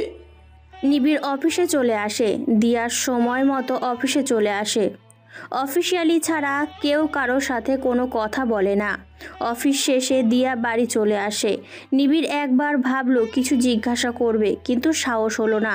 বাড়িতে এলে রাইসা দিয়াকে বলে, দিয়া, ফুফি ফোন করেছিল, ওখানে চলে যেতে বলেছে। তোকে তো বলেছিলাম অনেকদিন ধরেই, ফুফি তার ছেলের সাথে আমার বিয়ের কথা বলেছিল। আমার জন্য বিয়েটা হচ্ছিল না, তুই তো সবই জানিস। যাকে ভালোবাসলাম তার কাছে আমি বিশ্বাসঘাতক হয়ে গেলাম। তাই আর আমার কিছু করার নেই, আমি পুনা চলে যাচ্ছি। ওখানে রাকিব ভাইয়ের সাথে আমার বিয়ে হবে আর আমি ফিরে আসবো না। আমি আর কি বলবো বল, তুই যা ভালো বুঝিস তাই কর। তারপরের দিন দিয়া অফিসে আসে ও কাজ করে। ছুটির শেষে বাড়ি যাওয়ার সময় সে নিবিড়কে বলে, স্যার কালকে আমি অফিসে আসতে পারবো না, আমাকে ছুটি দিতে হবে। কেন? দিয়া কোথাও যাওয়ার প্রোগ্রাম আছে নাকি? আমার কোথাও যাওয়ার প্রোগ্রাম নেই। কালকে আমার বান্ধবী রায়সা পুনা চলে যাচ্ছে আর এখানে ফিরে আসবে না। ওর ফুপি থাকে ওখানে। ওর ফুপি চেয়েছিল অনেক দিন থেকেই তার ছেলের সাথে রায়সার বিয়ে দিতে। এতদিন রায়সা রাজি হচ্ছিল না, এবারও মত দিয়েছে, তাই ও কালকে চলে যাচ্ছে। আমি কালকে ওর সঙ্গে থাকবো, তারপর ওকে স্টেশনে তুলে দিয়ে আসবো। দিয়ার মুখ থেকে রায়সার কথা শুনে নিবিড় রেগে যায় আর দিয়াকে উদ্দেশ্য করে বলে, তোমার বান্ধবী এখন কোথায়? আমরা যে হোস্টেলে ভাড়া থাকি ও সেখানেই আছে। কিন্তু কেন? আমাকে ঠিকানা বলো। কেন স্যার? দরকার আছে। আর শোনো, কোনো রকম চালাকি করার চেষ্টা করবে না, আমি ওর সাথে কথা বলবো। স্যার আমি তো চাইছিলাম আপনি ওর সাথে কথা বলুন, আমি তো আসল ঘটনাটা জানেন না, ওর সাথে কি হয়েছিল, আরও কত কষ্টে আছে, আর ও কেন আপনার সাথে এই কাজ করেছিল। প্লিজ স্যার আপনি ওর ওপর রেগে থাকবেন না, ও আপনাকে সত্যিই ভালোবাসে, কিন্তু ও অসহায় ছিল। পরে যে উকিল আপনার জামিন করিয়েছিল ওটা কিন্তু রাইসা ব্যবস্থা করেছিল, আপনাকে কষ্ট দিয়ে ও ভালো নেই। দিয়ার কাছ থেকে ঠিকানা নিয়ে কিছুক্ষণের মধ্যে নিবিড় সেখানে চলে আসে। কলিং বেল বাজাতেই রাইসা দরজা খুলে দেয়, আর নিবিড়কে দেখে সে ভয় পেয়ে দরজা বন্ধ করতে গেলে নিবিড় বলে, দরজা বন্ধ করবে না, আমাকে দিয়া ঠিকানা দিয়েছে, তোমার সাথে আমার কিছু কথা আছে। রাইসা কিছু না বলে সে দরজাটা খুলে দেয়। নিবিড়কে বসতে বলে তাকে এক গ্লাস ঠান্ডা পানি এনে দেয়। রাইসা চলে যেতে চাইলে নিবিড় রাইসার হাত ধরে ও তার কাছে বসায় আর বলে, সরি সেদিন তুই বলার জন্য। এবার বলো কি হয়েছিল, কেন তুমি আমার সাথে ছলনা করেছিলে? আমি তো প্রথমে রাজি হচ্ছিলাম না, তুমি বাধ্য করেছিলে তোমার সাথে রিলেশন করার। তবে কি এমন হলো যে তুমি ব্রেকআপ করলে, তারপর আমার নামে মিথ্যা অভিযোগ করলে? নিবিড়ের কথা শুনে রাইসা কাঁদতে কাঁদতে নিবিড়কে জড়িয়ে ধরে আর বলে, তোমাকে কষ্ট দিয়ে আমি ভালো নেই জানো, সব কিছুর মূল্যে আছে আমার ওই শাহিদ ভাইয়েরা। ওই তোমার সাথে রিলেশন করতে বাধ্য করেছিল, কিন্তু প্রথম দিকে অভিনয় করলে পরবর্তীকালে আমি তোমায় ভালোবেসে ফেলেছি। তারপর তোমার মিথ্যে বদনাম দিয়ে তোমার কেরিয়ার ক্ষতি করতে চেয়েছিল। ও তোমাকে পছন্দ করে না, তোমাকে হিংসা করে। কিন্তু ও তো ভালো বন্ধু ছিল, ও কেন এই কাজ করলো? তুমি কলেজের বেস্ট ফ্রেন্ড ছিলে, ও তোমাকে হিংসা করতো, তুমি সেটা বুঝতে পারতে না। তুমি জানো সব থেকে দুঃখ তো আমি বেশি পেয়েছি যেদিন জানতে পারলাম শাহিদ আমার নিজের বাবার সন্তান। নিজের বাবার সন্তান বলতে তুমি তো বলেছিলে তোমার আন্টির ছেলে। তারপর রাইসা বলতে শুরু করলো তার জীবনে ঘটে যাওয়া ঘটনা। না, ও আমার কোনো আন্টির ছেলে ছিল না। আমার যখন 3 বছর বয়স তখন আমার মা রেখে চলে যায়। সে কোথায় গেছে আমি আজও জানি না। আমার পরিবারের বলতে ছিল আমার দাদু আর আমার বাবা। আমার মা গরিবের মেয়ে ছিল, দাদু মায়ের সাথে আমার বাবার বিয়ে দেয়। তার আগে আমার বাবা যেখানে চাকরি করত সেখানে একটা মেয়েকে বিয়ে করে, সেটা আমার বাবার বাড়ির লোক কেউ জানতো না। বাবা মাঝে মাঝে আমাদের বাড়িতে আসতো, সব কিছু স্বাভাবিক ছিল। মা যখন চলে গেল তারপরেও আমার কোনো অযথা না কেউ করেনি। আর দাদুর আমি ছিলাম চোখের মণি। আমার দাদু তার সম্পত্তি 50% আমার নামে লিখে দিয়েছিল, কারণ বাবা যদি আবার বিয়ে করে তাহলে হয়তো আমার কষ্ট হতে পারে। আর বাকি 50% দাদু ছিল, যেটা পরবর্তীকালে বাবা পাবে। এইভাবে আমাদের উইল করা ছিল। আমার মধ্যে প্রচুর অহংকার ছিল। আমি সুন্দরী না হলেও সবসময় স্মার্ট থাকতাম। আমার বাবা একদিন আমাকে নিয়ে যায় শাহিদ ভাইয়েদের বাড়ি। ওদের সাথে আলাপ করে দিয়েছিল, বলেছিল তার বন্ধুর স্ত্রী ও সন্তান। আমি যেটা জানতাম, কিন্তু আমি যখন হায়ার সেকেন্ডারি ভর্তি হই তখন আমার দাদু মারা যায়। আমি খুব ভেঙে পড়েছিলাম। তারপর শাহিদ ভাইয়া আর আমার বড় মা আমাদের বাড়িতে আসে। আমার বাবা সেই প্রথম বলে শাহিদ ভাইয়া বড় মার পরিচয়। আমি শুনতে ভেঙে পড়েছি যে এত মিথ্যা অভিনয় কি দরকার ছিল। যদি আগে সত্যিটা বলতে পারতো তবু মুখ বুজে সহ্য করি সব। আমি কলেজে ভর্তি, ওই কলেজেই পড়তো শাহিদ ভাইয়া। আমাকে দায়িত্ব দেয় তোমাকে প্রেমের প্রস্তাব দেওয়ার। আমি প্রথমে রাজি ছিলাম না, কিন্তু তারপর আমি বাধ্য হয়েছিলাম। ওরা আমার উপর টর্চারিং করতো, কিন্তু আমি মিথ্যে অভিনয় করতাম। আমি বড় লোকের মতো ব্যবহার করতাম আর অহংকারী কথা বলতাম। এটা ছিল আমার মুখ, আমার আসল রূপ ছিল না। আমি আস্তে আস্তে ভেতরে ভেঙে পড়েছিলাম, কিন্তু আমার কিছু করার নেই। আমার সমস্ত সম্পত্তি বাবা বিল করে দেয় শাহিদ ভাইয়ার নামে। তারপর অভিনয় করতে করতে একদিন সত্যি আমি তোমায় ভালোবেসে ফেলি। ভাইয়া তোমার কেরিয়ার নষ্ট করার ছিল মূল কারণ। তারপর ভাই আমাকে চাপ দেয় আমি তোমাকে বস্তির বাড়িতে যাই আর তোমার সাথে কিছু ছবি তুলি। তারপর থানায় গিয়ে তোমার নামে মিথ্যে অভিযোগ করি। তারপর ঘটনা সবই তো তুমি জানো। আমি খুব কষ্ট পেয়েছিলাম। আমার ওখানে পরিচিত একজন ছিল, আমি ওকে বলেছিলাম তোমার জামিনের ব্যবস্থা করতে। আমি বলেছিলাম আমার নাম তুমি বলবে না। তোমার যেমন পড়াশোনা তুমি শেষ করতে পারোনি, আমিও করতে পারিনি। আমি গ্র্যাজুয়েশন কমপ্লিট করতে পারিনি। আমার ইচ্ছে ছিল বাংলায় অনার্স করার, পরবর্তীকালে টিচার হওয়ার স্বপ্ন ছিল, কিন্তু কিছুই হলো না। সব কিছু অধরা থেকে গেল। আমায় খেতে দিত না, আমার ফুপির সাথে আমার যোগাযোগ বন্ধ করে দিয়েছিল। তারপর আমরা পরিচিত আত্মীয় আমাদের বাড়িতে এসেছিল, তার মাধ্যমে আমি ফুপির সাথে যোগাযোগ করি। তখন থেকে ফুপি চাইছিল আমি ওখানে চলে যাই আর ওর ছেলে রাকিব ভাইয়াকে আমি বিয়ে করি। কিন্তু বিশ্বাস করো, তোমাকে আমি ভুলতে পারছিলাম না। আমার খুব ইচ্ছা ছিল মৃত্যুর আগের দিন হলেও আমি যেন তোমাকে দেখি। প্লিজ নিবিড়, আমাকে ভুল বোঝো না। আমি আজও তোমাকে ভালোবাসি, তোমাকে কষ্ট দিয়ে আমি ভালো নেই নিবিড়। এতক্ষণ রাইসার মুখ থেকে সমস্ত ঘটনা শুনে নিবিড় বলল, পাগলি, তোমার আর কিচ্ছু বলতে হবে না, আমি এবার সব বুঝতে পেরেছি। চলো আমার সাথে। কোথায় যাব? চলো না, গেলেই বুঝতে পারবে। নিবিড় রাইসাকে নিয়ে রেজিস্ট্রি অফিসে যায়। তার আগে নিবিড় দিয়া ও শরীফুলকে ফোন করে ঠিকানা পাঠিয়ে দেয়। কিছুক্ষণের মধ্যে রেজিস্ট্রি অফিসের সামনে ওরা চলে আসে। অফিসের সাইনবোর্ড দেখে রাইসা নিবিড়ের দিকে তাকায়। নিবিড় কানের কাছে মুখ নিয়ে ফিসফিস করে বলে, চুপচাপ হাঁটবে, কোনো কথা বলবে না, আর কোনো রকম চালাকি করবে না। বুঝতে পারছো তো, এটা রেজিস্ট্রি অফিস, তার মানে আমি তোমাকে বিয়ে করছি। অনেকদিন থেকে মা বলছিল বৌমা দেখতে চায়, এবার বোধ হয় মায়ের ইচ্ছেটা পূরণ হবে। আর আজকে সকালে মাও বোনের জামাই ও বোন আমাদের বাড়িতে এসেছে, ভাবছি মাকে সারপ্রাইজ দিব। নিবিড়ের মুখ থেকে এসব কথা শুনে রাইসা বলল, এত কিছু জেনে আমাকে বিয়ে করবে? নিবিড় রাইসাকে রেজিস্ট্রি করে ম্যারেজ করে বিয়ে করে। দিয়া রাইসার পক্ষে সাক্ষী দেয় আর শরীফুল নিবিড়ের পক্ষে। বিয়ের পর নিবিড় রাইসাকে নিয়ে নিজের ফ্ল্যাটে যায়। নিবিড়ের সাথে রাইসাকে দেখে তার মা মিনারা বেগম বলে, বুঝে গেছি, নিশ্চয় আমার বৌমা। মাশাআল্লাহ, আয় তুই আমার কাছে আয়, আমি তো তোর অপেক্ষায় আছি। রাইসা তার শাশুড়ির কথায় নিজেকে ধরে রাখতে পারে না, সে কান্না করে আর শাশুড়ির পায়ের ওপর পড়ে। সেটা দেখে মিনারা বেগম বলে, অনেক কেঁদেছিস, আর তোকে কাঁদতে হবে না, আমার নিবিড় সব বলেছে আমাকে। রাইসার মা ছিল না, তাই মা কি আদৌ সে বোঝেনি। সে অনেকক্ষণ কাঁদতে থাকে দেখে তার ননদ নিশি বলে, ভাবি মাকে ধরে কেঁদে সব চোখের জল শেষ করে দেবে। আমার জন্য তো কিছু রাখতে হবে, জানো তো। আমি তোমার রাইবাগিনী ননদিনী। ভাইয়া কাল রাতে তোমার কথা বলেছে, তাই তো আজ সকালেই আমরা এখানে চলে এসেছি। নিশির কথায় রাইসা নিবিড়ের দিকে তাকায়। নিবিড় চোখ টিপে রাইসাকে ইশারা করে বলে, পরে বলবো। আজকে নিবিড় ও রাইসার বাসর রাত। অনেক রাতে নিবিড় রুমে ঢোকে, দেখে রাইসা ঘুমিয়ে পড়েছে।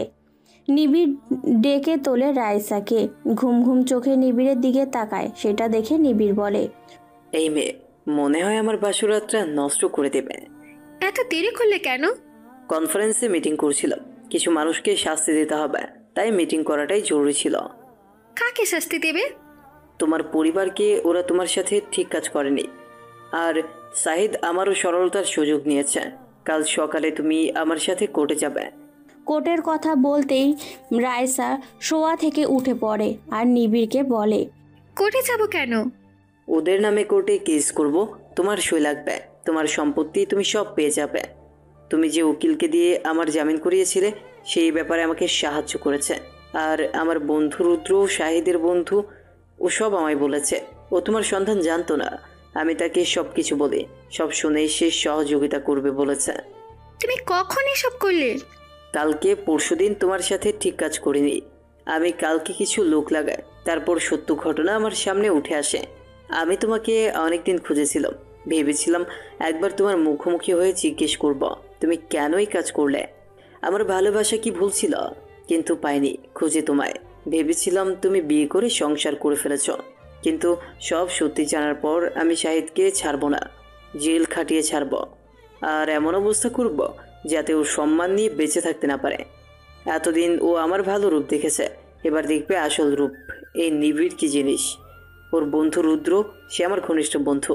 সে আমাকে একদিন বলে ও নাকি ওর সৎ বোনকে ঠকিয়ে সব সম্পত্তি নিজের নামে করেছে। আমি জানতাম না, তুমি বলেছিলে ও তোমার বাবার বন্ধুর ছেলে, তাই আমার সন্দেহ হয়নি। কালকে সমস্ত ক্লিয়ার হয়ে গেছে। তারপরে আমি ঠিক করি আমি তোমায় বিয়ে করব। আজকে দিয়ে বললো তুমি নাকি পুনা চলে যাচ্ছ, তোমার ফুফাতো ভাইকে বিয়ে করবে। আমি খুব রেগে গিয়েছিলাম, পরে ঠান্ডা মাথায় ঠিক করলাম আর অপেক্ষা করব না, আজকেই বিয়ে করব। মা আর বোন অনেকদিন থেকে আসবে বলছিল, আমি কালকে রাতে ফোন করে ওদের আসতে বলেছিলাম আর তোমার কথা বলেছিলাম। ওরা আজকে সকালে এসেছে। তারপর কিছুটা থেমে নিবিড় রাইসাকে বলে, তুমি জানো আজকে আমাদের বাসর রাত, কিন্তু এখন আমি কিছু করব না। আগে তোমার প্রাপ্য তোমাকে ফিরিয়ে দিই, তারপর একদিন পার্টি দেখে রিসেপশন করব। কিছু গেস্টকে বলার ইচ্ছে আছে, আর সেদিনই হবে আমাদের বাসর রাত। কিন্তু আমার অর্ধেক সম্পত্তি আমি তো লিখে দিয়েছি ওদের। কিছু লিখে দাওনি, ওরা বাধ্য করেছে। সমস্ত ঘটনা তুমি কোর্টে গিয়ে বলবে। তুমি জানো কি তোমার মা মারা যায়নি, তোমার বাবা তোমার মাকে আত্মহত্যা করতে বাধ্য করেছে। নিবিড়ের মুখ থেকে এ কথা শুনে রাইসা ভেঙে পড়ে। ওদের নামে কোর্টে কেস করা হয়। ওরা চেষ্টা করেছিল কিন্তু কিচ্ছু করতে পারেনি। নিবিড় অনেক বড় আইনজীবীকে নিয়োগ করে। রাইসার বাবাকে কোর্টে জেরা করলে সে ভেঙে পড়ে। সমস্ত সত্য সে বলে দেয়। রাইসা তার সম্পত্তি ফিরে পায়। অপরাধীদের শাস্তি দেওয়া হয়। অবশেষে সত্য জয় হয়। তারপর কথা মতো নিবিড় এক পার্টির আয়োজন করে। ওখানে শহরের অনেক বিজনেসম্যানদের আমন্ত্রণ করা হয়। নিবিড় ও রাইসার রুমটা ফুল দিয়ে সাজানো হয়। রাইসার অপেক্ষা করছিল নিবিড় রুমে ঢোকে। রাইসা নিবিড়কে কিছু বলতে চাইলে নিবিড় রাইসাকে বলে, আর আজ কোনো কথা নয়, অনেক অপেক্ষা করিয়েছ। একদিন মিথ্যে বদনাম দিয়েছিলে, আজ কিন্তু সেটাকে সত্যি করতে হবে। নিবিড়ের কথায় রাইসা লজ্জা পায়। তারপর দুজনের ডুব দেয় ভালোবাসার সাগরে। এই গল্পের কাহিনী এখানেই সমাপ্ত।